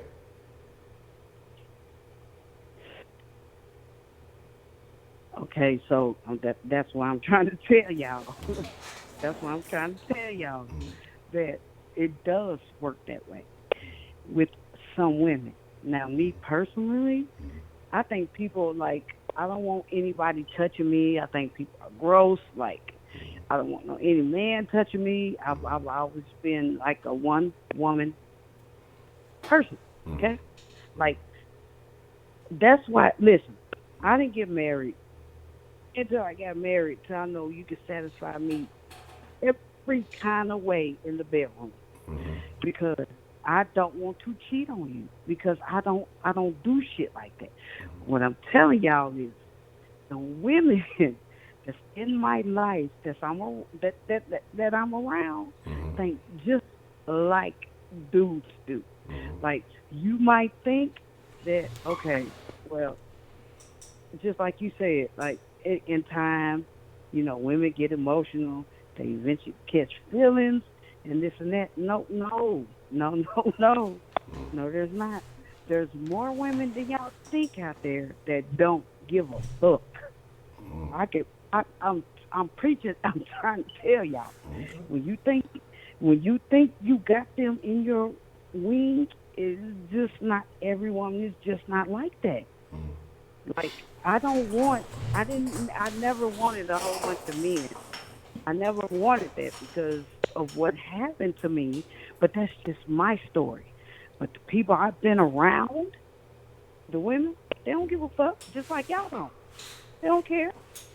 If you can't give them what they want on top of other things that they need and want, they're just like you guys. You might think they're falling in love. You might think, hey, I'm going to hit this about 10 times. This bitch under my wing. Shit, no, she ain't. No, she's not. So it goes to say that men have been so naive to what a woman's strength and her abilities are that y'all been blind to what she can do and how she getting satisfied, and y'all never ever know. Y'all never know. I'm just putting it out there. I'm just saying, so y'all can say, listen, this is what a woman do. Y'all think y'all got us figured out. You really don't. Y'all will never have women figured out, ever. Ever. We got y'all figured out. We got y'all figured out. You know why? Why is that? Because y'all because men are men. Y'all gonna do what y'all do. We know what y'all do. Y'all are consistent human beings. That's why we love you. Y'all consistent. Y'all stick to the path. We know what you do. If you're a cheating motherfucker, you're gonna keep cheating. If you're a good person, good man, good husband, you're gonna keep doing that. But y'all don't have us figured out. And y'all think y'all do. That's what's so funny. Y'all don't have us figured out. And you would never have us figured out. Because you know why? Why is that? We work differently. Because we work differently. Our brain works totally different. Interesting. Totally different. And we know how to get away with shit. We have been stepped on. We have been abused. We have been tossed to the side. We know how to make shit work in our environment. We know how to adapt to what to But our I don't. environment. I personally don't think that getting away with it necessarily is the same as not catching feelings. You know, you can weigh your pros and your cons. You can say, well, I got this at home. I'm secure. I'm taken care of. You know, this, that, and the third. But this dude over here, he ain't got shit going on for him. But boy, he put me in that way. And so I think that, you know, there's still a level there. But it is my thing. And I'm not going to say, you know, hey, speak your truth. Again, I don't know. But if I was not an attached honcho, I'd be more. I would love for you to introduce me to these women and let me break them all. But that's all I got to say with that. Because I don't believe it. You know what I'm saying? I've seen it with my own I know. television. Hey, I'm just saying, Jack. But if you say so, I cannot deny your truth. I cannot say that you're wrong. So, and I know Miss Me gonna keep it 100. So I'm not even gonna doubt you. I'm gonna just say you have your view. I have my view on it. I think it's a little bit deeper than that though. And listen, you're right. I have a friend that told me if she fuck a nigga 2 to 3 times, that's her man. She talking like that. At them type of women around. But I have some women that you can lay the pipe down and they still won't catch feelings. That's what I'm trying to tell y'all. Like every woman, like you said, it's different. When a man cheats, it's all about the pussy, whatever. He gonna come on to women. But I'm telling you, it's way more women than y'all think that do not catch feelings. I don't give a damn how good the tongue is. Good. I don't care. They don't catch feelings. Like it's it's it's it's I don't know, but I'm just trying to tell you, like it's way more women than y'all think. It's way more than y'all think that do not catch feelings. Like a lot of women fake. They fake orgasms. They fake they love you. They fake that everything is going okay. They fake this shit. They do. That's And y'all think, unfortunate. oh shit, I'm the man. Yeah, I'm the man. This bitch, no, she's faking. Okay. And it's way more than y'all think. I look at it every day, face to face, every day, every day. I told you, I got 5 sisters. That's a lot of women in one family. Everybody's not going to be alike. It's only 2 of us like me. The other 3, shit. Woo, I be feeling sorry for these dudes. Lord, be having to call the police, be having to pull guns. I'm just saying, they be acting like they in love. They don't be. It's just way more women than y'all think that act like y'all. I It's wouldn't way doubt it. more. I wouldn't doubt it. But hey, maybe that works on them dudes. But that don't work on me because I think it's more to it than just the pipe is a very important part of it. You got to lay it down right. But I think there are also other elements that can create that situation. And it's not about telling nobody no I love them or no because I don't do that shit. Love is a very it's scarcity when I use that. I mean, if I'm saying that shit, Yeah. I mean it. I'm not gonna just man look. Right. I had motherfuckers tell Right. me, "Oh, I love you," and this. Well, you know, that's cool. I'm not gonna lie to you. You know, I can't do it. And like I said, I've had situations where women have got their feelings real hurt because they've said that, and then you know I didn't reciprocate it. You know, I enjoy kicking it with you. Mhm. I enjoy your company, but I'm not in love with you. I like you. I think you're all right. You know, you're fun to be around and things like that. But I don't love you. You know, and it is what it is. But like I said, I feel like, and you know, I've encountered my fair share of women, and again, like I said, I feel like, you know, hey, you line them up, I knock them down, and I'll turn them all the way around. I think it's a different game. I think that certain men operate a certain way, and there may be men who are good at what they do, but mentally, it's a different skill set. I think that there's just more to it. You know, yeah. Don't ever take the socks off. Well, that's because that's what men want to think to make themselves feel better. But I'm trying to tell y'all right now, what y'all thinking that's not the way it is. I'm trying to tell y'all, like, y'all say, okay, so it's in your head, like, if a woman fuck a man, okay, Honcho, I'm asking. So if a woman was cheating on a man, and she cheated on, let's say 7 times, do you say that woman is catching feelings for him? If a woman, I mean, like I said, I think the situation is important. I think there's levels to it. Again, she just might not be getting, she might have everything else she needs at home, but you know, she's not getting dick down right. So she's going outside to, you know, satisfy that feeling. And I don't know if it's the same for women as it is for men.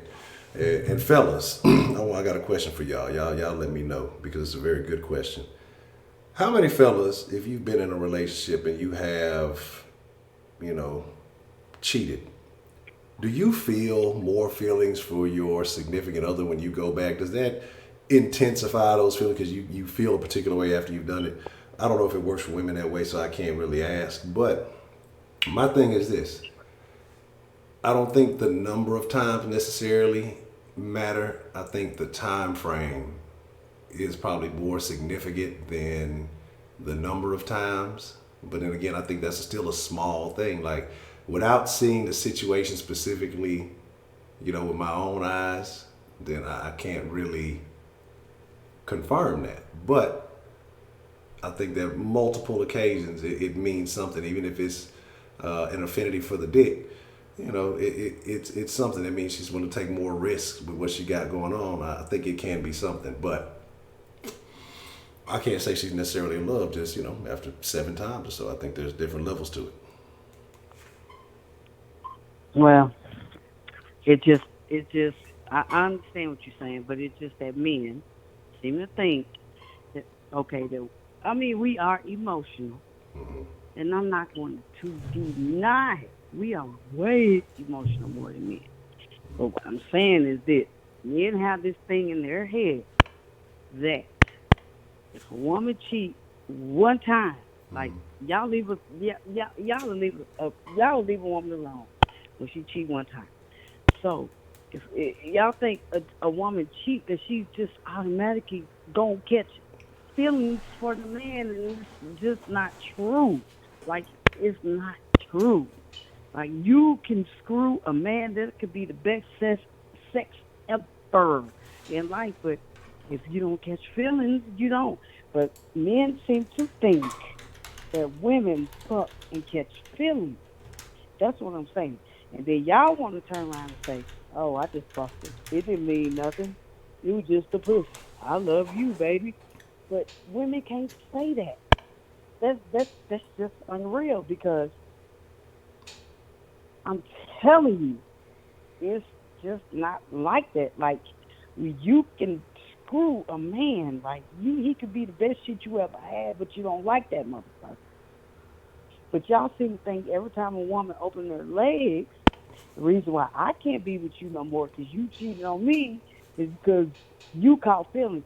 But women tend to take men back when they cheat because they saying, oh, it was just a pussy.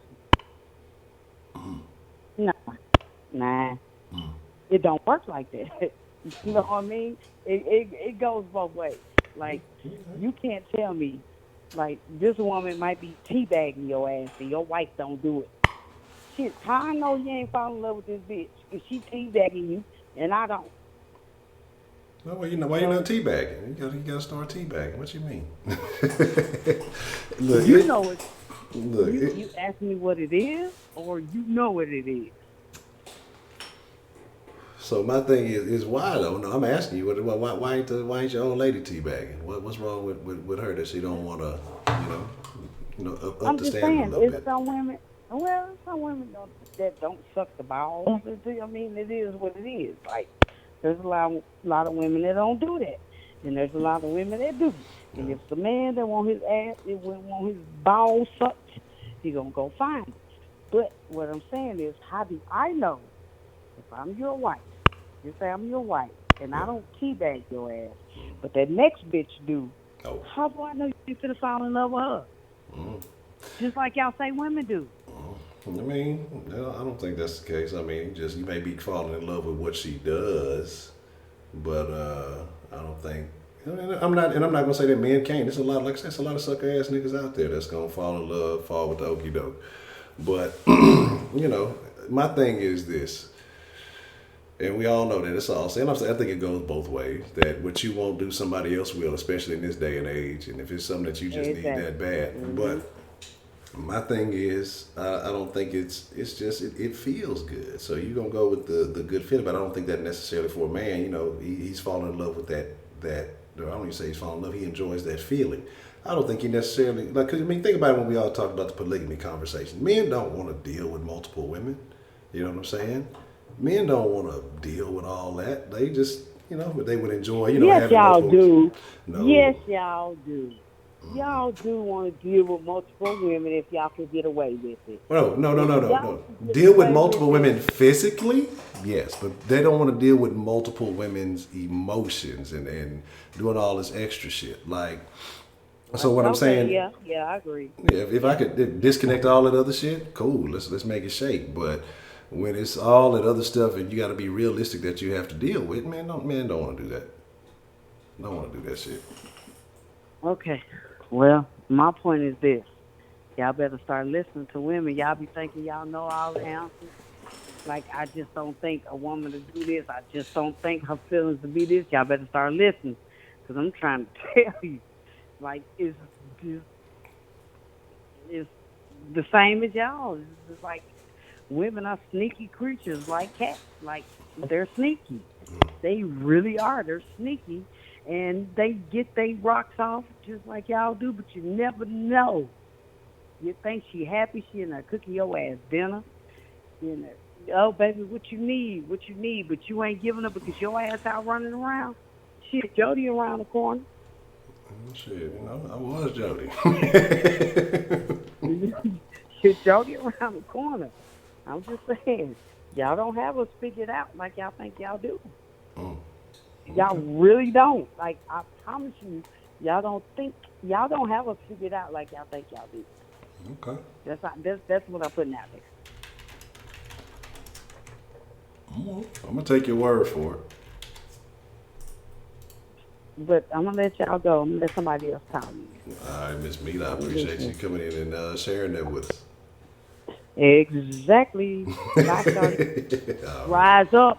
No. Sit down. Ain't no rise up. Sit down. No, because every time I get off the phone, every time I get off on your ass, she's a Falcon fan. Rise up, nigga. All I'm saying, we gonna see y'all this year. We gonna talk. We gonna see if you talking about some rise up this year. Right. All right. All right, Miss Meat. Bye. Shout out to Miss Meat. Hey, but the den is all about speaking your truth. So, who knows? All I'm saying, y'all ain't teabag? I don't know about y'all. I'm cheating on all y'all. Y'all ain't teabagging?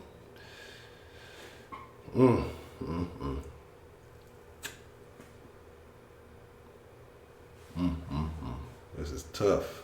This is tough stuff.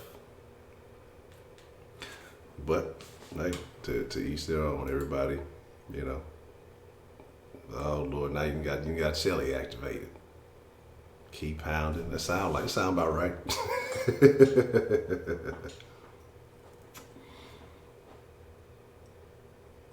What? You ain't never heard of teabagging? Oh man. See, that's what I'm saying. Most women had heard of the tea, but they don't know about teabagging. That's tough. Look, I'm not as with a lot of this new shit, but teabagging ain't even that new. That's kind of some old shit.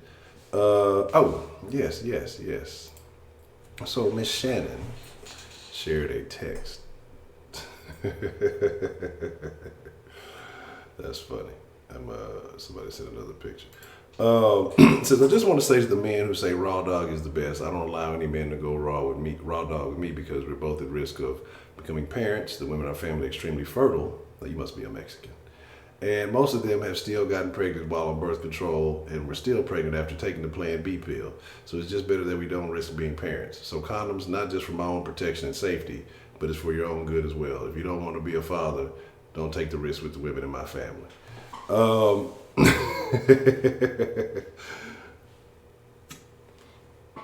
Okay. And that's understood. You just got to make sure your pull-out game on fleek. That's all it is. You know what I'm saying?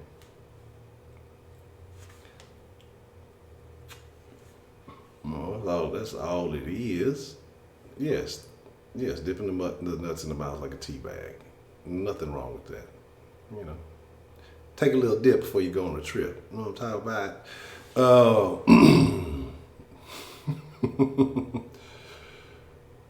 That's terrible. That's only one gender that you dipping in. They insert one's nuts in the mouth of another, usually while they're sleeping. Oh, not while they're sleeping. That's terrible. That's assault. Can be either a situation of laughter or excruciating pain, depending on whether the victim is a biter or being brutally killed in Halo. When they squat on the motherfucking Halo, that is a thing. I forgot about that. What's the motherfucking deal? Who do we have calling into the den this evening? Ashley. Hey, Ashley. That's my friend Ashley. What's on your mind, Miss Ashley? I don't know. What are we talking about? I don't know either. I have no idea where we are right now. No, we were supposed to be talking about attire and what's appropriate in modern society, but we ventured off into adultery and teabagging. So anywhere along that spectrum, feel free to discuss it. Okay, so basically anything. Yes. I don't know. What about adultery? Cheating. So do women catch feelings when they cheat? Do what? Do you think that women catch feelings when they cheat? Not all the time, no. So when do you think they do catch feelings and when do you think they don't catch feelings? I guess if you care about the person, but if you keep it like pretty casual, and I don't know, just not all the time. You don't always care about the people. Okay. So what do you think generally drives a woman to cheating? I'm sorry, what? What drives a woman to cheat? Just if they're not satisfied, or even some people cheat out of boredom. And some women are like men, and just like something new, like there's no dick like new dick. Seriously. Okay, well, that's interesting to learn. Okay. So who do you think has it worse when the other sex cheats? So who do you think is worse, men or women? Is it worse when a man cheats or is it worse when a woman cheats? I think the men take it harder. Like, women do always take it pretty hard, but guys, like, it's usually like, oh gosh, I can't satisfy my woman, or I'm doing all this for her, and, just, I think it bruises a man's ego as a whole. Even though it affects women too, but, it's less expected when a woman cheats. So if a man is taking care of his household and he's the provider and he does everything that a woman wants, but he just can't quite satisfy her, is she justified going out and cheating? Like sexually? Yes, sexually, yes. I think so, in my opinion. Interesting. Interesting. Okay. So, what if this same man does all of this and the woman doesn't quite do the things that he likes, but yet he does sexually satisfy her, but she doesn't do the things that he necessarily enjoys, maybe more so than other things? Is he justified in going out and cheating? Yeah, I would think so. I mean, I think everyone, if they're unhappy, you should definitely go seek happiness. I would never ever choose someone else's happiness over my own. And if cheating makes you happy, you should definitely do it. So, Miss I Ashley. mean, like, who wants somebody who's held hostage? That's crazy. Oh, that's tough. Have you ever cheated, Miss Ashley? Kind of. Like, during my first marriage, I did get married to someone else. Whoa, wait. But I didn't sleep with him until after. Well, 3 months after. Yeah. Whoa. Married. So you said you were married, but you got married to someone else? Yeah, I did. How did you pull that off? Because, like, just one of my marriages was just like a religious marriage. But, But I ended up getting married to somebody else during that time. Oh, okay. And that's when I found out his penis didn't work. Oh, good grief, that's terrible. Yeah. So did you have to step out on him because his penis didn't work? Did I what? Did you have to step out on him because his penis didn't work? No, not even that. I mean, he was like a lot older. So we weren't like really compatible, but yeah. Okay. All right. What is the worst thing a person could do if they're out cheating? What's the word? Yeah, what's the worst thing a person could do when cheating? That just makes it unacceptable. I think like doing anything that's intimate, like like hanging out with them or texting them all day, or like you should definitely keep it casual if you have somebody, but you shouldn't be like in a whole other relationship. Like I think intimacy, like that's really what would bother me more than just sex. Okay. So spending that time with someone else that you should be spending with your partner is a no-go. Right. And the thing is, like, okay, if you're, into open relationships or you want to definitely say it, I wouldn't, like, sneak behind somebody's back. Like, that's what you shouldn't do. Okay. So have you ever been in an open relationship? What? Have you ever been in an open relationship? Well, I mean, I'm like the type of person, like, I'm not going to just be with, not that I'm with multiple people, but I'm not, unless I'm married, I'm really not that committed. Okay. Well, I guess technically, yes, but. Those darn technicalities. Really? Okay.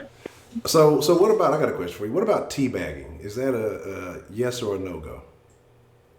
Oh, yeah. I mean, if you want to do that. That's what I'm talking about. Ashley is a champ. Who likes that? That's crazy. What do you mean who likes that? That's a fun. Isn't it like stuffing your neck? Teabagging is dipping your balls into a woman's mouth. Like a tea bag? Yes, like a tea bag, yes. I mean, I don't do it, but it's like, what do you get out of it? Stimulation. It's entertaining and it's fun. And sometimes, maybe dealing with a person like me, I just want to see what kind of off-the-wall shit I can get a woman to do. So. Oh yeah, and that seems pretty off the wall because I don't get what anybody would get out of that. Well, first you gotta have some balls to understand. So I mean, it's it's kind of hard to explain if you don't got a set. So. So is it sensitive like a penis? It's a different feeling. It's a different feeling. It feels good. It's stimulating, but it's not the same as getting good head. So it feels good, but it's a different type of feeling. Okay. I suggest you try it. Just next dude you fucking with, just tell him to give you an old tea bag, give you the old Lipton tea.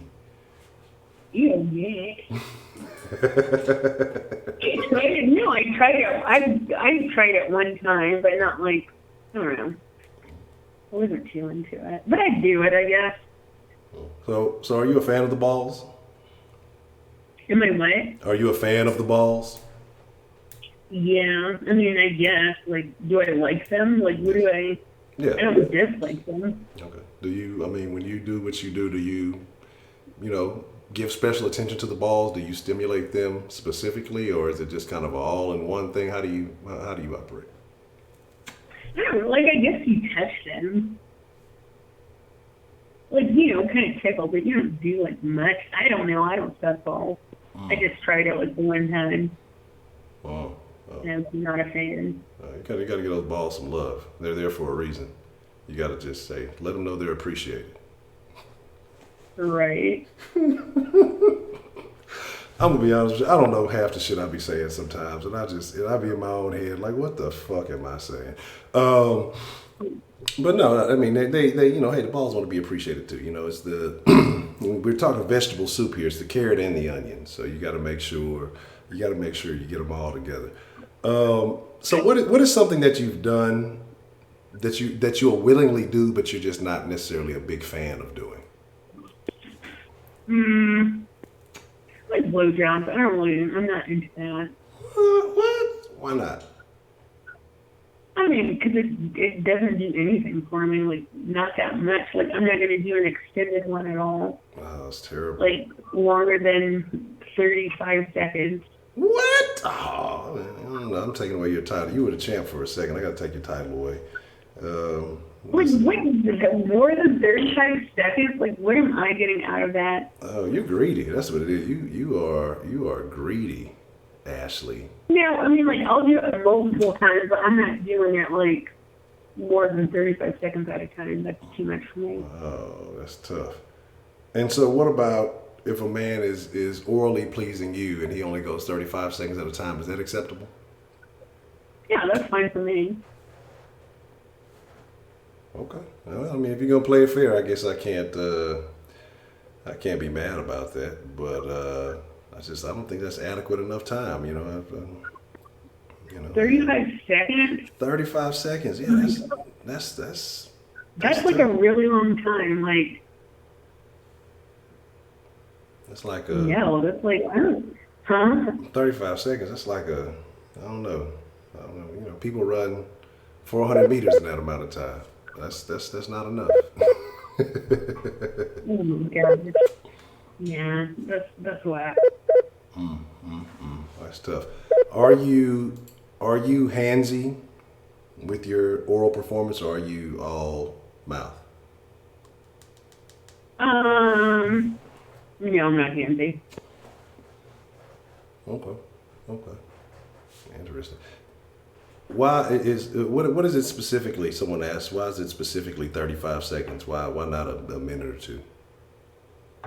Wait, what? Say, why 35 seconds specifically? Why not a minute or two? I mean, like a minute is like really long. Especially to do something you don't want to do. Like, it's, I don't know. It's just, that's way too long. It's 2 minutes now. Oh, goodness gracious. That's I don't know. Maybe I guess if it's a really good 35 seconds, I don't know, but it usually is like a really good 35 seconds, and we'll do something else, and we'll do it again for another 35 seconds, and that's fine. Okay. Well, female pimp, come kick it then. If you feeling some type of way, What, V? Don't you agree with her, V? Goddamn it! Don't y'all start this shit. What? No, you have some people agreeing with you in the chat that 35 seconds is adequate. You know what I'm That's saying? very adequate. Then you do something else, you do it again. Then you do something else, you do it again. That's like 3 or 4 blowjobs in 1 second. 35 seconds. But they're broken up. That's like before foreplay. That's not enough. That's like I feel like I'm getting teased here. That's like a movie trailer or some shit. I need the. I need the red band trailer. I need the extended trailer or some shit. You know, hey, I need to know what's going on here. You know what I'm saying? That's I don't know. That's tough. That's tough. 35 seconds. Okay. That's a really long time. I don't know, man. I've had some adventures and they've been. I don't know. I mean, hey, you know, it's your world. I'm just living in it. I don't know. So what is something that men enjoy doing that you? Let me rephrase this right. So you say you don't like giving a blowjob, but is there another activity that most men you've encountered enjoy that you don't care for, or a specific position or something like that you don't really like that much? No, I like everything.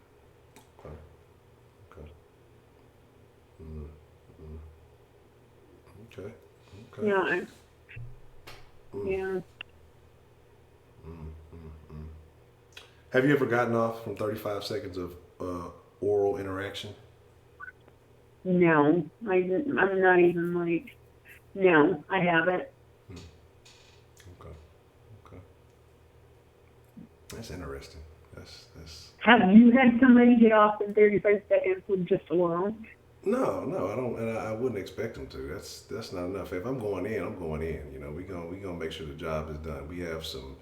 You have foreplay, and then you have, you know, you got to stimulate. It's levels to it. Depending on it depends. No, it depends. Was one, not every woman is getting that, and then two, you know, a woman that I am doing that with is going to look.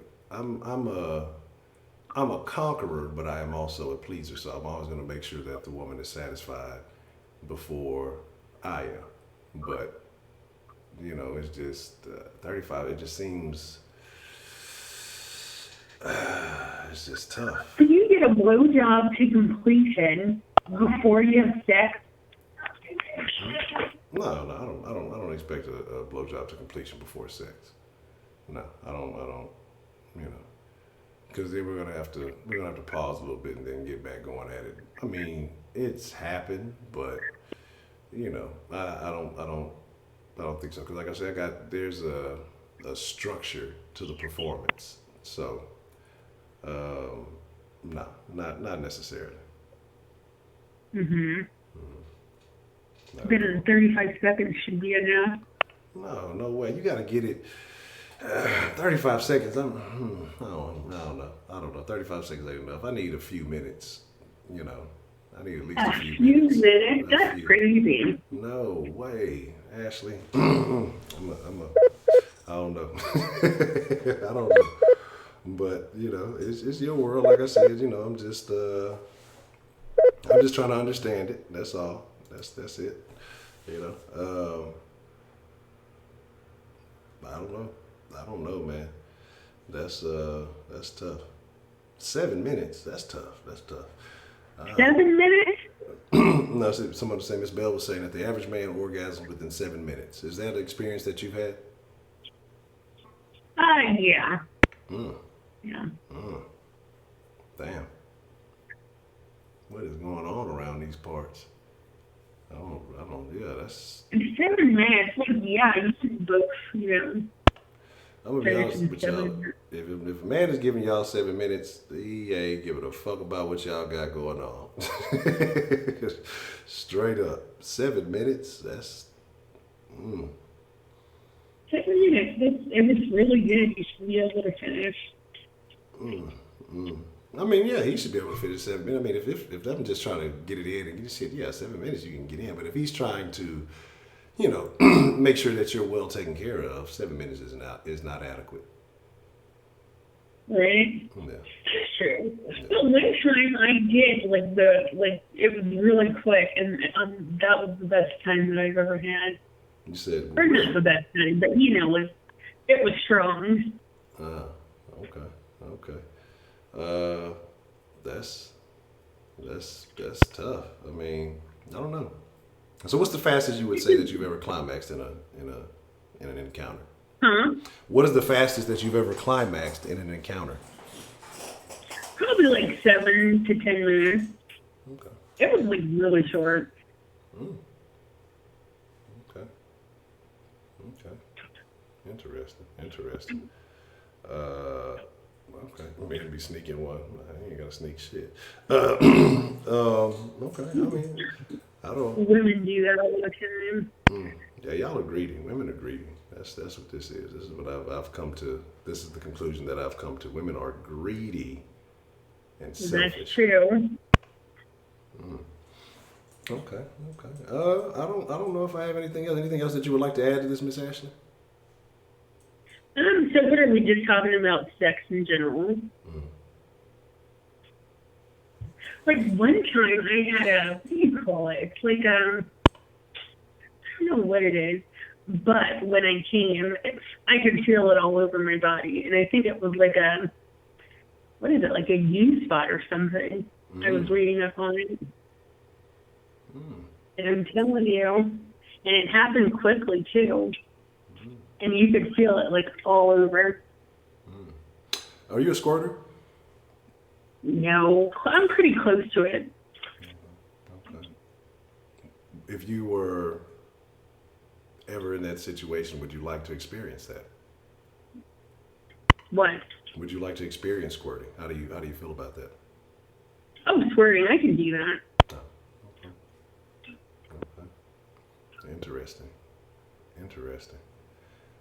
No, this is different. I think it's like when when somebody taps your uterus or something. So somebody is tapping your uterus. See, Maria, read a few passages for me too. I know I need help. I definitely do. I know I do. I don't know how we get down these alleys, but it happens. These are conversations that must be had. So that's interesting. Tapping the uterus, you say, that in that little door back there or whatever. Let's see. I don't know. I don't have anything else to add to that. I really don't. I mean, Me either. I'm still stuck on 35 seconds, honestly. So I mean, I don't. That's. Yeah, but I just want to know if anyone else had one, because those are like, I don't know, what's the shit?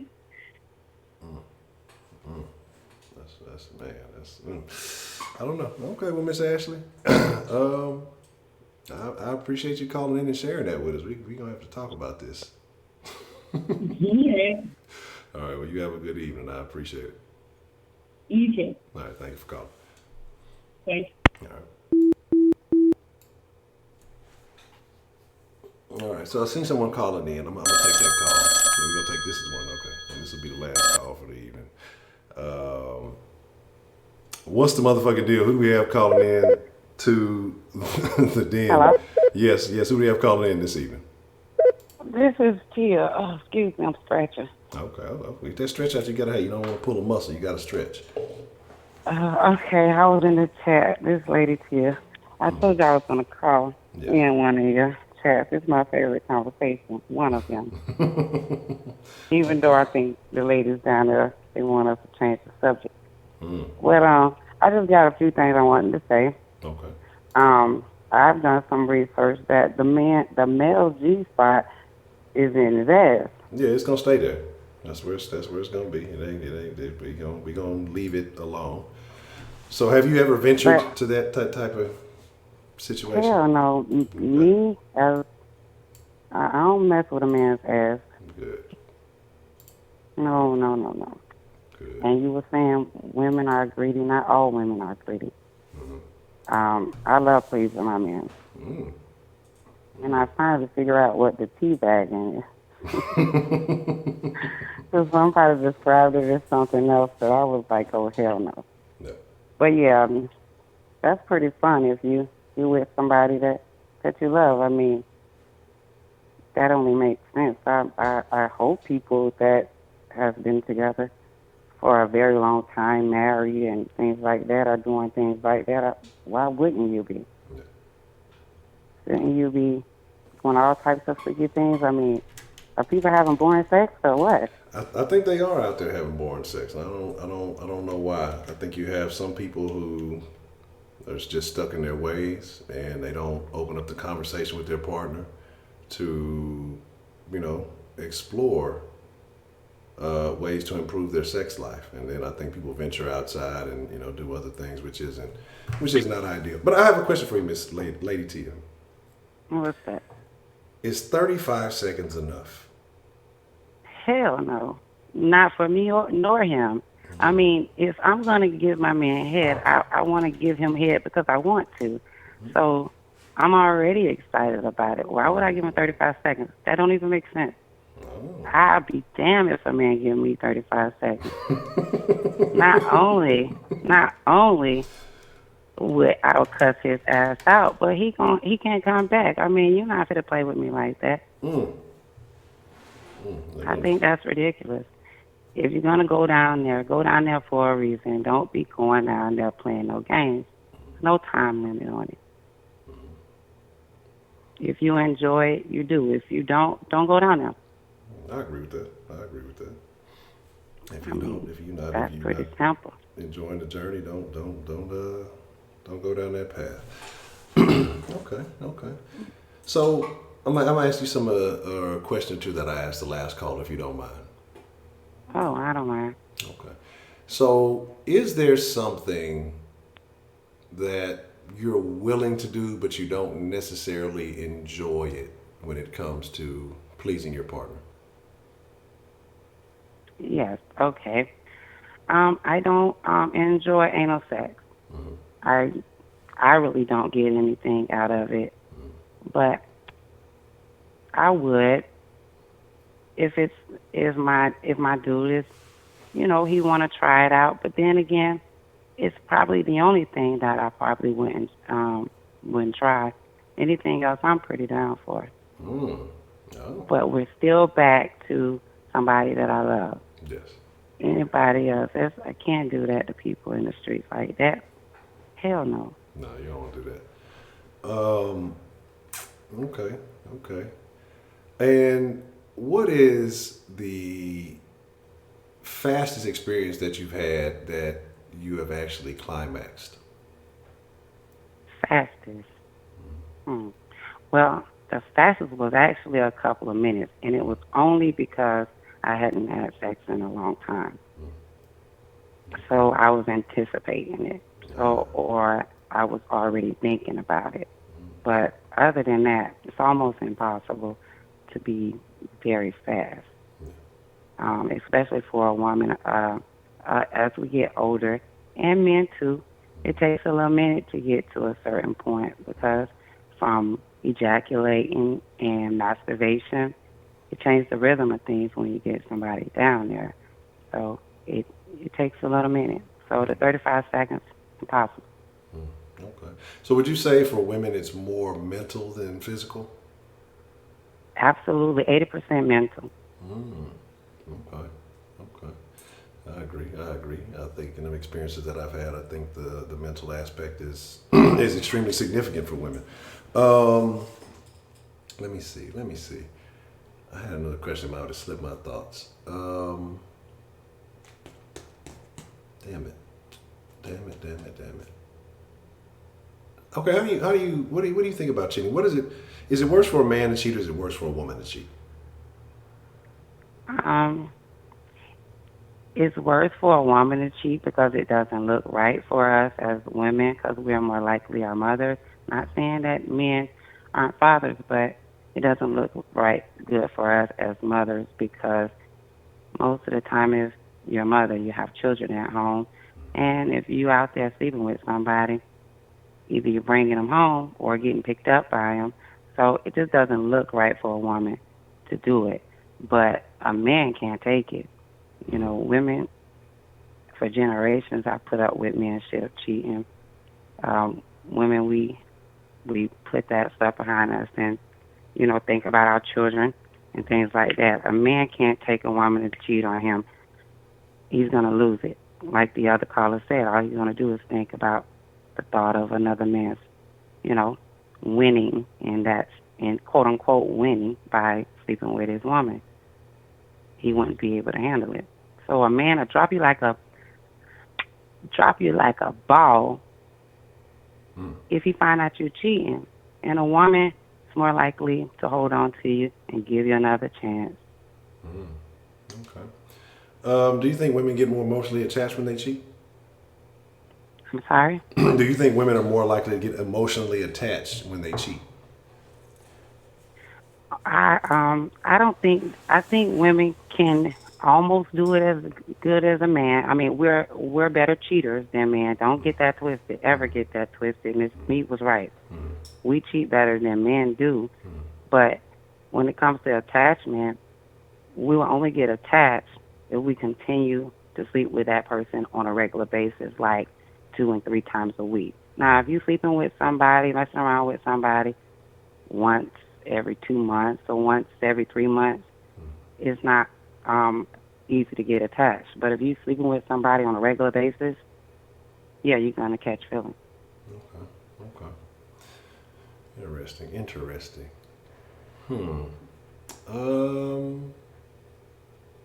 We had a conversation the other day, and I don't know if you caught it or not. I'd like to know your thoughts on how do you feel about polygamy? Oh, yeah, I was in that chat with the polygamy, with the village thing. Yes. Well, I've actually studied polygamy, not because I was interested, but I was dating a Muslim. And I was explained that it's about a village and building a family that is built on being business owners, having multiple women in the home, meaning if one woman is sick and the children and a child is sick, that sick mother cannot take care of the children, right? You would need some help. The man definitely would have to be a conscious brother that knows how to not take his household as a joke, take his wives or concubines, as they would say, as jokes. It's not a game. Polygamy is not a game. Its religion is definitely involved, but it's not a game. It's not for hype to say, "Oh, I got this many women." It's not for that. It's a much bigger, more purpose with polygamy. Me, I am stingy. I don't want to get involved in that because I know I'll get jealous, and I'm not a jealous person, so I'm not going to put myself in a situation to even be insecure about that. But I do understand the logic of it. Okay. So you think that if a person is abiding by those principles, that I'm not saying that you're going to do it, but do you have a problem with other people doing it? No, I have no problem with it if they're doing it with the right intentions. Okay. If they have the right intentions, I mean, and these days, no, they don't, especially here in America, because it's just so much things on TV that's programming the people that can easily distract the polygamy family in America. It's just too much distraction. You might as well, be Amish if you want to live a polygamy relationship, because with social media and phones and all of that type of stuff, the city life, Yes. no, it's very hard to have a relationship like that. You would definitely have to go off the grid. Yeah.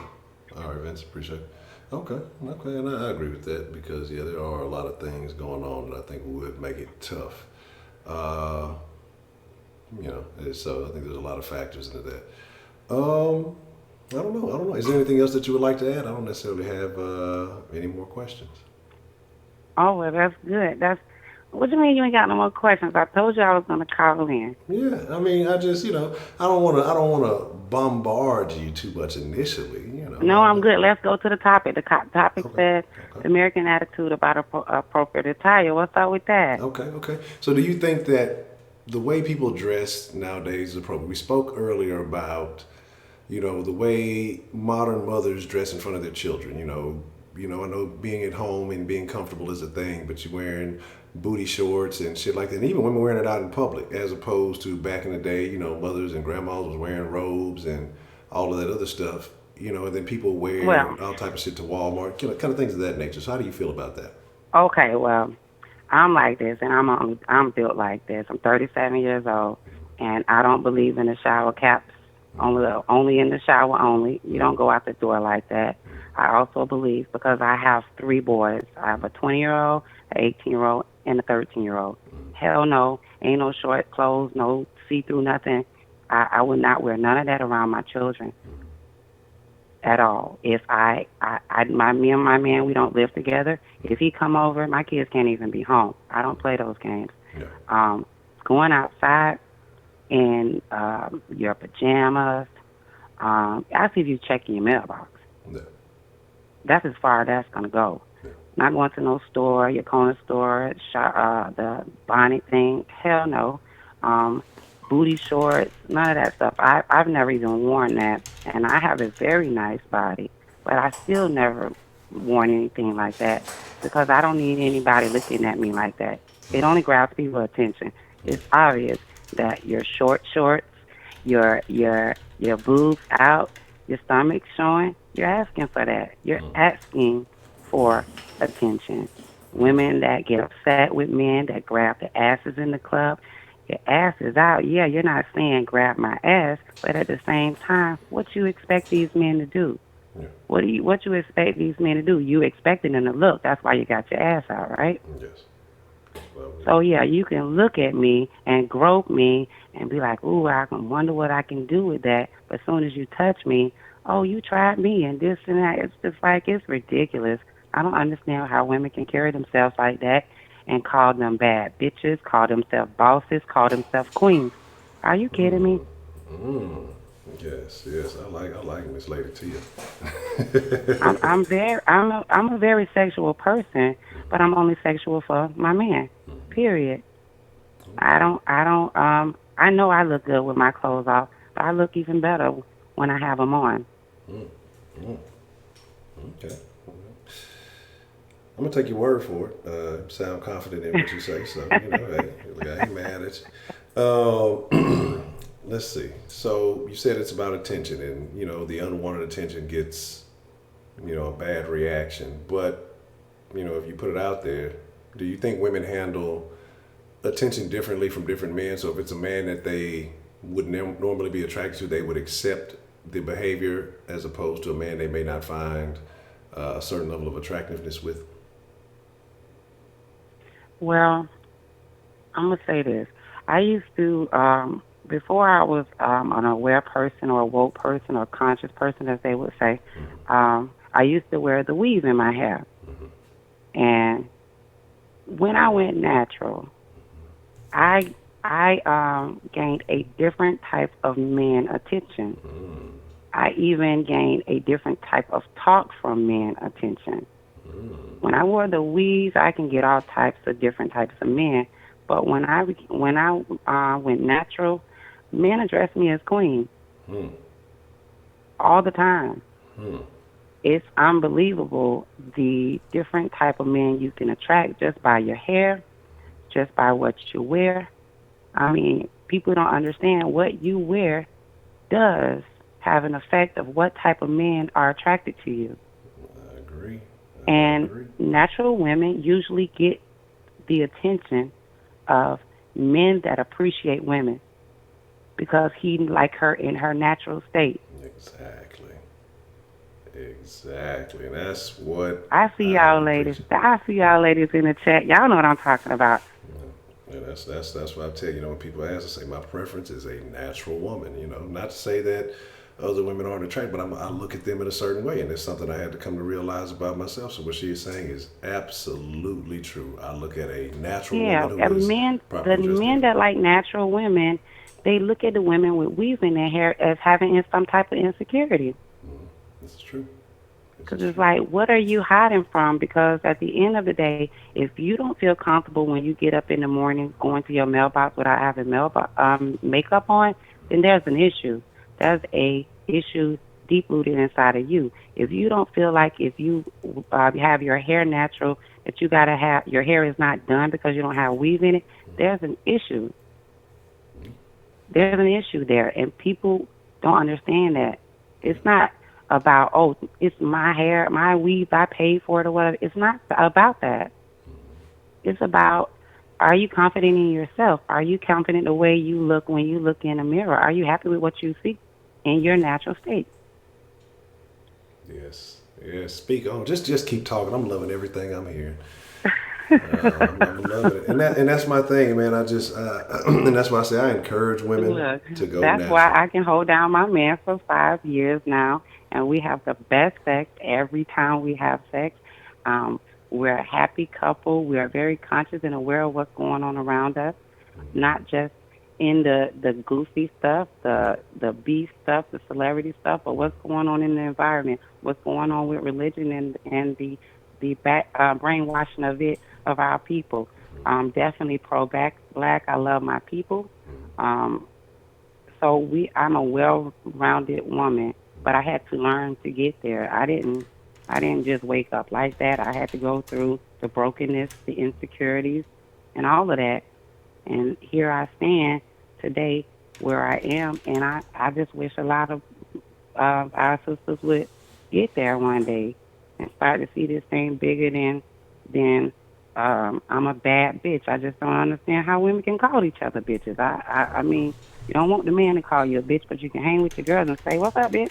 I mean, I don't get that. That makes no sense to me. I agree. I agree. You know, man, that's so dope that you said that because that's kind of how I feel. That's what I've noticed. You know, more so. And any chick that I've encountered, I've encouraged go natural. You know, and if she's willing to go down that journey, you will see, and especially like you said, being broken and things of that nature, you'll see a transition and it's real. It's a real deal because I've talked to so many women who have gone natural and just asked them about they talk about there's a mental aspect of it because you feel society's going to judge you a certain way, especially if you've worn your hair a certain way for so long that a lot of women are almost fearful of making the transition. But then once they kind of get into it and they embrace it, again, they talk about changes in personality and things like that. And so that's what I've noticed, and that's why I say I find that more attractive. I find that very appealing, and I just wish more women would embrace that. So that's what's happening. I love to hear that. That's excellent. That is excellent. Well, everybody is not gonna wake up, and that's all good. But it's still, it's still our job to to make them aware that it's nothing to be ashamed of. The hair that grows out your head, it's nothing to be ashamed of. To not have your natural body, it's nothing to be ashamed of that. And it's men out here that love women that is not ashamed of that. I mean, we have insecurities of, oh, I don't like this about my body and things like that. But it's men out here that embrace those things Exactly. that you don't like. Exactly. Exactly. Man, this is a But I'm gonna say this: it took a good man to teach me that too. It took a good man to teach me that, and it wasn't my mom who taught me that, said that to me all day, but I had to see it from the opposite sex. I learned it from the opposite sex. That's why um, men and women should be together and not the same sex. Nothing against gay people, but this is the reason why that is it why we're made like that, to be with man and woman, because we have to learn each other from each other. exactly. Exactly. Oh, this is a great call. This is excellent. I'm enjoying myself. Um, so let me see. I don't. We didn't went to the other side. We got on some real shit.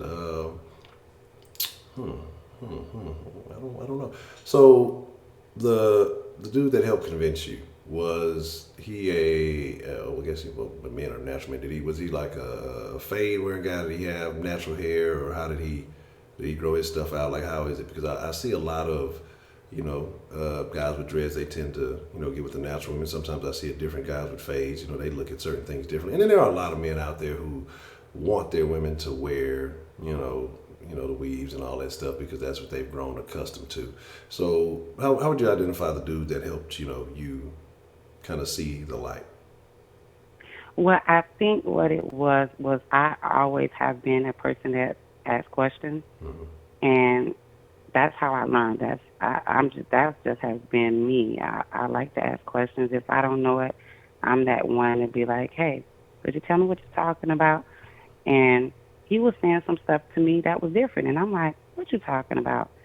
And he was telling me stuff about, religion, our history, the Bible, and I started doing my homework and was like, let me find out what he's talking about, because at first I was looking at him like he was crazy. And then I started to do my homework, and I started to find confidence in my natural skin, our people. And I'm like, wait a minute, this weave I got in my hair ain't doing no justice for me. Women be wondering why the hair don't grow. You're putting perms in your hair because it's chemicals. It's going straight to your brain. It's a chemical. The perms are going straight to your brain. So people be wondering why some of these black women be walking around here looking mad. All that chemical they got in their head. But anyways, but the things that we put on our body that we don't realize that is unnatural, it actually goes into our body as well. So when you start to detox from those things, from the things that we eat, from the things that we've been taught, you have to relearn again, and you have to relearn the truth. And once you start relearning the truth, then it's so easy to get away from all of the stuff that goes on. And you start looking at TV different. You start listening to people different. I don't look at TV the same way. When I look at TV, I look at more deeper, the bigger picture. Yes. I'm not looking at what they're actually reporting. And once you become conscious and aware of your surroundings and what's going on in the world, you just look at things differently. I didn't go natural for a fashion statement. I went natural because that's my natural being, and I'm proud of it. I have no problem with it. Can't nobody make me feel bad and say, "Oh, you're nappy-headed," when I can say, if you take that wig off, look at your hair, looks just like mine. What you afraid of? So when it came to the man that I was with, I am still with. I haven't left him. He's still here. He's still here, and he's gonna always be here.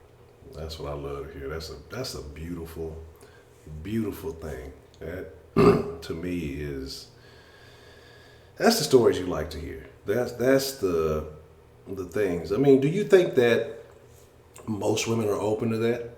The way you were, that you were. It sounds like you were No. approachable, and it sounds like you were willing to listen. Do you don't think most women are? No. Unfortunately, no. No. Unfortunately, no. I have a friend of mine. She has this mentality that she want a man that's gonna pay that's gonna pay all the bills, and she want him to bring the check home every time he get paid. And I told her that's just not a reality. Yeah. I mean, I know it's people out there like that. I know it's men out there that bring their check home. I mean, have you ever been that man? No. To bring your check home to your woman? Kind of lay it on the table like, here you go, baby. No, it ain't. Nah, I ain't never been that. We're gonna make sure the bills paid and everything, and if she needs some things, we're gonna address that. But I'm not the type of dude that's gonna turn everything. Okay. So with that mentality, and this woman is almost 15 years older than me, and she's single, but at the same time, she thinks that way, so she's not open to that. Then I know of another female that thinks that, as long as he's taking care of what he needs to at home, I'm good. But at the end of the day, what are y'all talking about? I mean, are y'all talking about anything? Do y'all have conversations? People are not open to it because people are not having conversations with each other. They don't even know how to talk to each other. They don't know what to talk to past sex. They don't know what to talk to past these children ain't cleaning up the house. The children acting up in school and things like that. The car broke down. What are y'all talking about past that stuff, everyday stuff? That's true. You got to take it to another level. You definitely got to take it to another level. I agree 100%. Right. So that's why not most are going to be open, but it is a lot. But I think all it takes is the first conversation with somebody to see where their head is. Women, we look at men's conversations just like y'all men be like, let me see where her head at. We do the same thing. We want to know where y'all head at. as well. I don't care for Steve Harvey, but one thing that he did say that was true is about asking the right question. People don't ask the right questions. People ask the common questions when they talking to people. When you ask the right questions, you can kind of figure out what type of person that you're dealing with. I agree. I agree. Um, good grief. This is, I got a partner. He need to know. You got a sister or a friend of like mine. And what you say now? I said, do you have a sister or a friend of like mind? I have a partner. I need to, I need to hook him up with something like you. You know what I'm saying? Do you have a friend? Oh no, see the thing about women like us is we're usually alone. We usually don't have a lot of people in our lives because a lot of people don't think like we do. Um, I don't have female friends because uh, females are on that bitch shit. They on that I'm the bad bitch shit. The American stuff. They on the worldly stuff, and no, I don't have those type of people that are like-minded like myself. So sorry, and I got a lot of sisters, and none of them. No. Okay. I tried. I tried, AB. I was trying to look out for you, man. And that's unfortunate. I think that you're not going to find women of Yes, that yes, mentality in Keisha. that. Females are snakes, and it's unfortunately. I mean, I like to hold a female down. I'm gonna support a female, but she ain't come to my house. I mean, we good and everything. We have a good time together when we out and about, but no, you ain't come to my house. We good. Stay in the driveway. Okay. I don't know, man. Look, you have definitely came in and laid a solid foundation. I love the way you think, and salute to Thank your you. dude. Salute to him for like you said, providing you that understanding to open your eyes into different things. And do you think that All most right. women have a problem though with accepting guidance from men? Because we talked about the other day, we were talking about lack of father figures and things like that. So, say most women who encountered a man who may be on the level of your dude, do you think most women would accept that, or do you think most would probably reject it because of how they've been raised? She's gonna reject it, and she's gonna reject it. But if he really interested in her, he's gonna have to give her time. Because at the end of the day, he had to give me time to get there. He had to give me time, but he was digging me enough to say I'm willing to take the risk with her, and that's what it's about. If you got you men out there, if you got somebody that you really think that she got the potential to, to be your boo, give her time because we all need time. But women catch on quick. We catch on quick. Okay. Okay. I mean, I don't know what else to ask. I don't necessarily have anything to add to that. But is there anything else you would like to say? Right. Yeah, you definitely have to open up, Anthony. A woman definitely has to open up, but a man has to be willing to take her as she is, Yeah. with her flaws and all. And a lot of women are broken. Men are broken too, but women are more, I would say, more broken because of her being a female. And men have to be able to take some of the blows to say, wait a minute, there's some things going on with her that she still haven't worked out. Maybe I can help her with it. Some men are not willing to go the long haul to help her with it. I agree. And it is a man. It is a man, ladies, that can help you out of that.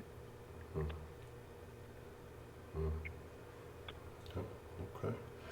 Um, I have a saying around here, and that saying is, I love ladies, I like hoes, and I hate bitches. But Miss Lady Tia, you are definitely a lady, and I love this call, and I appreciate you calling in and Oh, sharing your perspective. And I mean, it was a beautiful thing to hear. thank So, you so much. uh, I'm definitely going to call back. good. I'm gonna be looking forward to it. I'm gonna hold you to that. All right. All right. You have a All good one. right. Good night, everybody. Good night. I'm glad I took that call. You know, and I said that's going to be the last one. I think that's the perfect note to end this conversation on. But no, that's your buddy. And here's the thing: what you got to understand, Shannon. Shannon was saying some things that I didn't.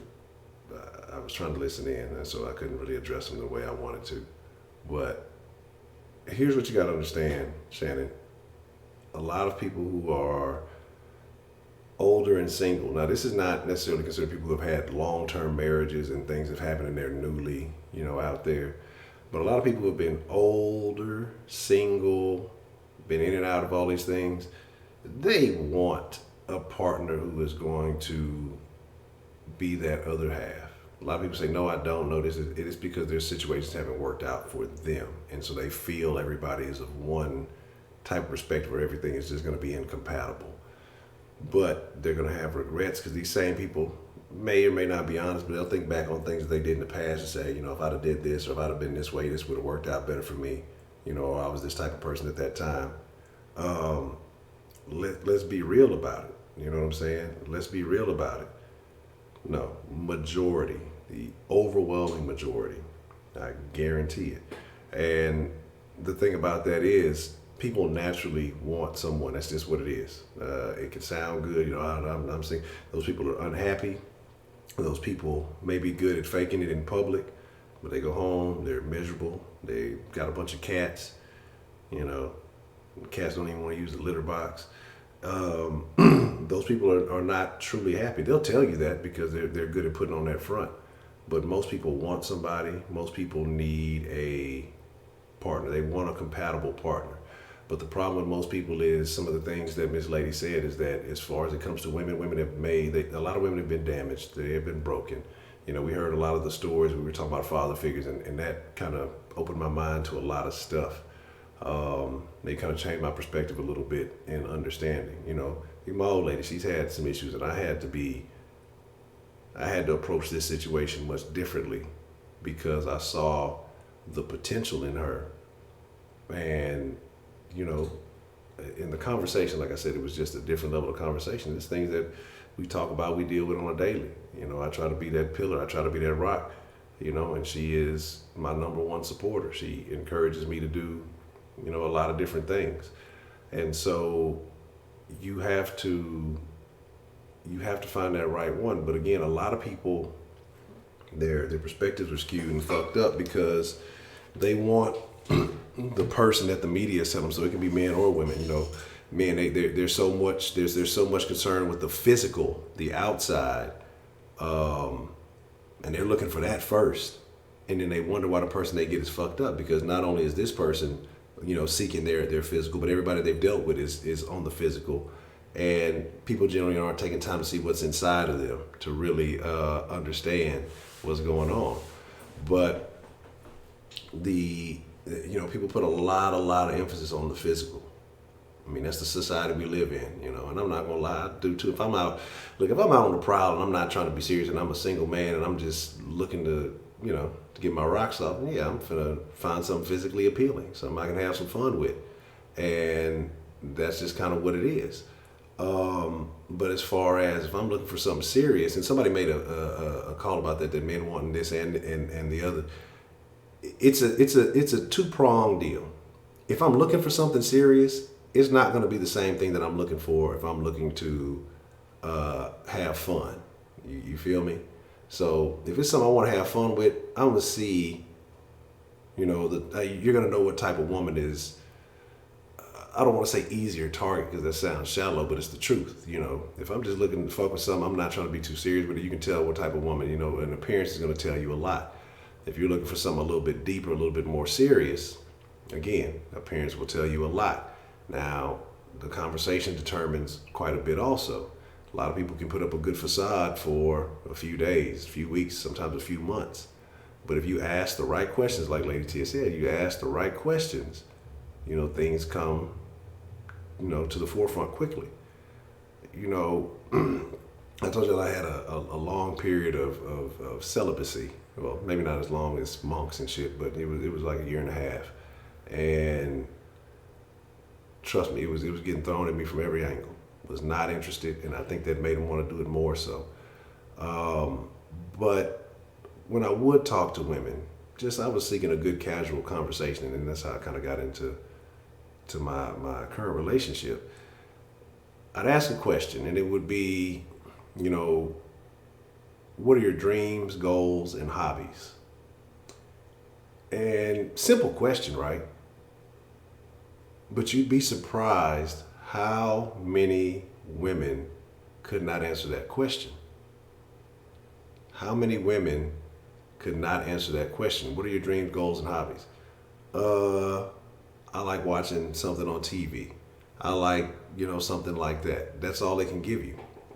But instead, when you find a woman who can answer those with clarity, and knows and has a plan, man, it's a different conversation. It's a different conversation. So my thing is this. A lot of women say a lot of things, and when we speak on it, well, not me, not this. Well, maybe not you. That may be right. It might not be you. But the majority of women are. The majority of women are. And it is what it is. And I know y'all don't like to hear it, but y'all have no problem levying accusations against the majority of men. But men will say, yeah, we tell you all day, yeah, niggas is dogs, we dogs, and we are this and we are that. And most men are. Like we had the conversation about the age gap difference. I think men were brutally honest about that. That's not my particular cup of tea. But for me to sit here and say, oh, not all men are, I'm not taking it personal. I'm going to be realistic about it. Most men are dogs. It is what it is. So I know what I'm saying, me personally, is not going to apply to the wide spectrum. But I know my encounters with women, and I can only use my small sample size. Maybe I'm just picking from the worst sample ever or a unique sample, so I'm getting the same response. But all I can tell you is that there are a lot of common habits across the board. And let me tell you, before I started engaging in conversation with my old lady, man, I was getting disgusted. Like, I was getting disgusted. You know what I'm saying? And with the conversation, it was just like, damn, is this my option now? Is this what I got? Is this what I'm gonna have to choose from? This is what my selection status is? And I'm just like, damn, man, it's fucked up. But to hear calls like Lady Tia's call, man, it's refreshing. You know what I'm saying? It's very refreshing. It's like, it is, man. It 100% is, man. My thing is this, though. If you open yourself up and you set standards, though, it's a two-pronged thing. You set a standard for what you want, and you open yourself up. I don't know, you ain't related. We ain't affiliated or related. That's Ed Man's alter ego.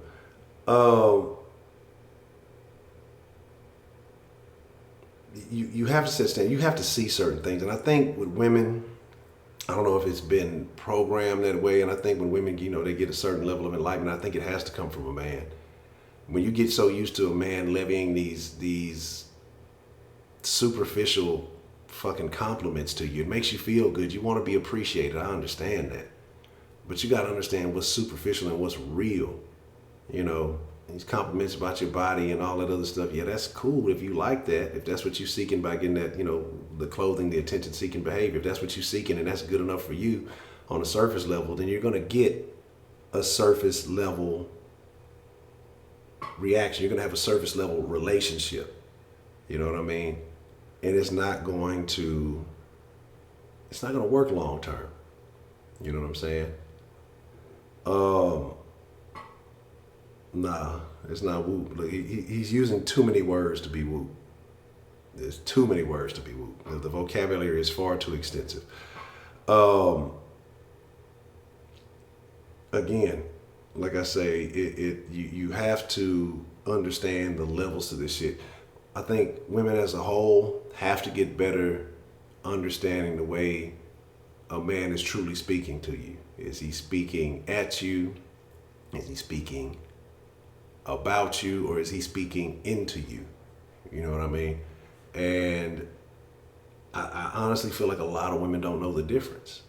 And I think a lot of women are out there settling for the sake of saying that they have somebody.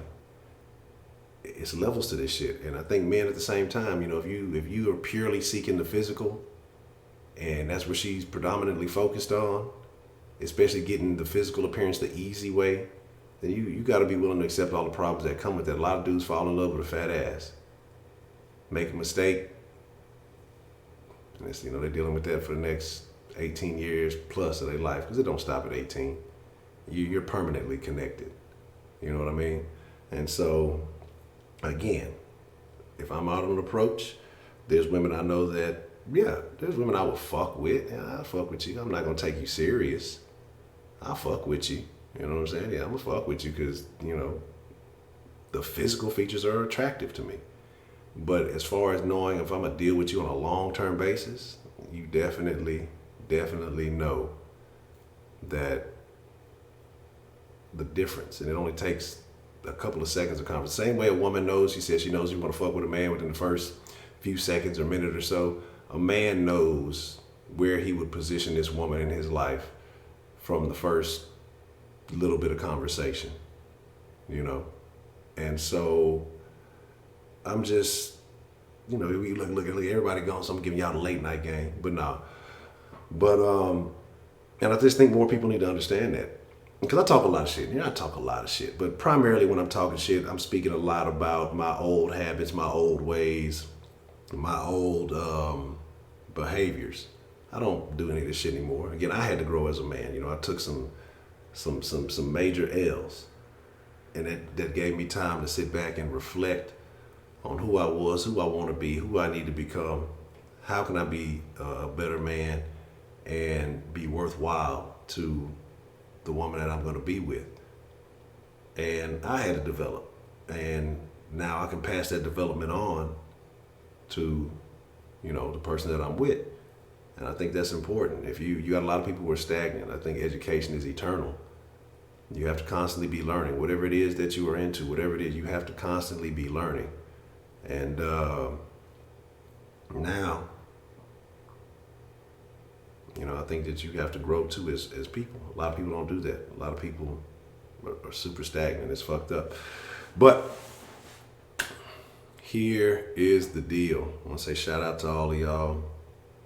I'm get ready to wind it down.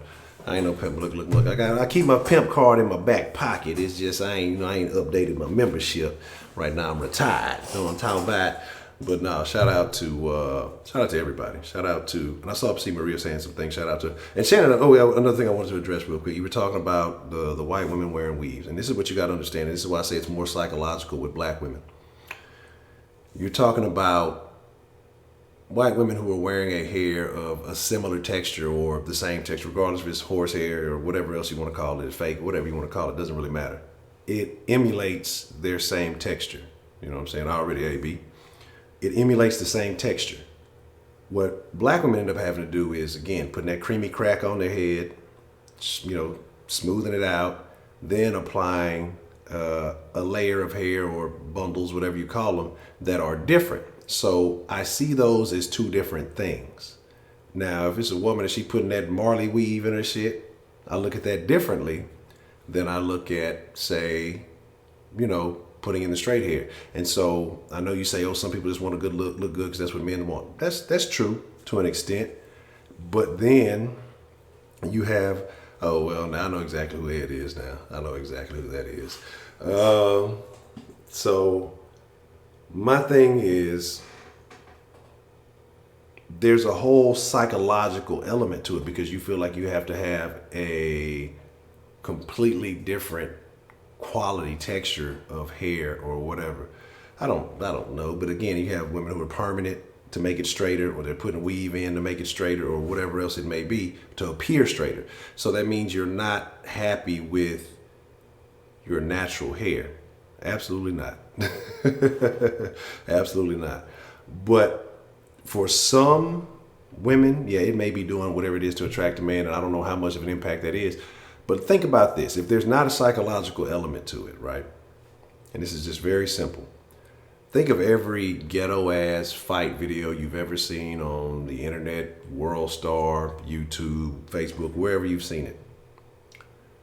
When a woman, a black woman, when they're black women fighting, if that wig comes off, if that weave comes out, the fight is over with. They take off running or run and go hide. I've seen women twerking on the floor and a wig fall off. She run and go hide. The friend comes scooting over there, covered up with her dress, and then go pick it up and go take it to her. However you choose to wear your hair, that's fine. However you choose to represent yourself, that's fine. But to me, it says certain things. And then there are women who have gone to a point where there is damage, where there is things going on. But I don't think that's the way in all these cases. That's what tells me it's a psychological element to it. Because there's a lot of women who will not, black women, be seen natural in public. Will not be seen natural in public. It's like they're embarrassed. I think it's beautiful. I don't care if you got a fucking fade. I don't care if you got a fucking fade. Now, some women can rock it. Now, not every woman can rock it now. But if it's you, I think it's beautiful. I've talked to several women, and I talked to them about that transition. I mentioned that earlier. And they seriously almost have broken down when talking about the transition from wearing perms or wearing weaves and things like that and then going natural. So I know for a fact it's psychological because they've told me, you know, and so that's what it is. Female pimp, you real funny. But I fuck with y'all. I'm not here to judge anybody. I'm not here to knock anybody. I love everybody. This show, this channel, this community has helped me grow so much. And I thank y'all for that, everybody. I mean, from whatever your background, your race is unimportant, your age is unimportant, your sex is unimportant. I seriously mean this, and like I say, I may say it a lot because I truly mean it a lot. There's no way I don't think you could ever give too much gratitude to someone. My thing is this. I appreciate each and every one of y'all for your opinions, for your thoughts, for your views. But my thing is, so what is different? I mean, we're going back to white women, but black women, do you understand that the black hair care industry is, last I checked, it was like a $10 billion operation. The majority of that is going to what? To weaves. Go outside, Miss Shannon, next time you were just out and about. I don't know how many black folks in KC, it's plenty of them. I know, I've dealt with a couple of chicks from KC. And just take a personal count. Take a personal count of how many black women you see and how many of them are wearing a style of hair that is a different texture than their own. I think it can be psychological across the board both ways, but I don't see white women going out and getting Marley weaves and afros and shit like that, okay, compared to black women, they're straightening their hair. And again, it's psychological, society, black men have encouraged it and all of that stuff like that. There is a big difference. I don't know white women, again, like, yeah, you're talking about relaxers and shit like that. Those are Jewish people, Heidi. Y'all told me there was a difference. I don't know. I'm doing by y'all's word. But I don't know the level of white women who are going and putting those chemicals in their hair to make it a different texture. It's not happening. They just implementing something that looks to like what they got. But all I'm saying is take account. You know what natural hair, you know what natural black hair looks like. You know what I'm saying? You know what natural black hair looks like. Go out and take account tomorrow or for the rest of the week and just tally it up. There's an overwhelming majority of black women who are not wearing natural hair. That's what happens. I'm just saying, count them, go count them. They might think you're trying to round them up for slavery. They might try to jump you. What the fuck? But all I'm saying is this. If you count, again, y'all keep going. I'm well aware that white women, Hispanic women, They wear weaves, they have extensions. But how many of them are straying away from their natural texture of hair to implement these extensions? That's all I'm trying to tell y'all, man. How many? God damn it, Heidi, don't you get in on this. If you look at black women, I would say it's recently, because it's become a little bit more trendy. If it's become a little bit more trendy, I would say 85%, and that's me being generous. Exactly, that's what I was gonna say originally to you. I would say being just generous, 85% of black women are not wearing natural hair. And again, do what you do. If it makes you happy, that's fine. But my deal is this. If 85% of a group of people are doing something, you have to look into why. You know what I'm saying? Look, hey, when the den gets mobile, shit, I ain't got no problem with it. I ain't got no problem with it. And so that's all I'm saying is, yes, white women wear extensions, but guess what? That extension is just like their hair. Like I say, it's not. And again, you know, you start to see like the faux locks, and again, there's Marley weaves and things like that. But yeah, look, I need to get mobilized. I'll take the microphone and hit the streets. I don't give a shit. I don't give a fuck. Look, now if I get attacked, you know, it might be a situation similar to with that lesbian a while back, but we're not gonna get into that. Again, why are they hiding it? Why are you hiding it?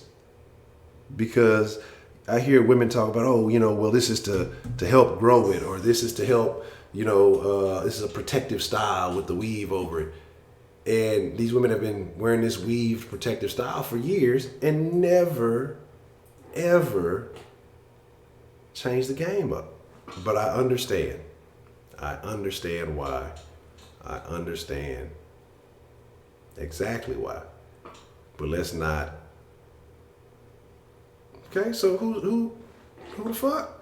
The fuck says you gotta be a supermodel? If you're not a supermodel, who gives a fuck about the supermodels here? That's not justification. That's not valid. Do you? If you're independent, you ought to do you. But do what makes you happy. I'm finna get up out of here. I gotta get some rest. So we can be back at it at 10 a.m. Make sure you're joining us in the morning. But I thank everybody for their calls and their opinions, whether we agree or disagree. Y'all look at that shit. You think I won't slide through Vegas? Look, hold up, man. I ain't even gonna say it. Hit that like button.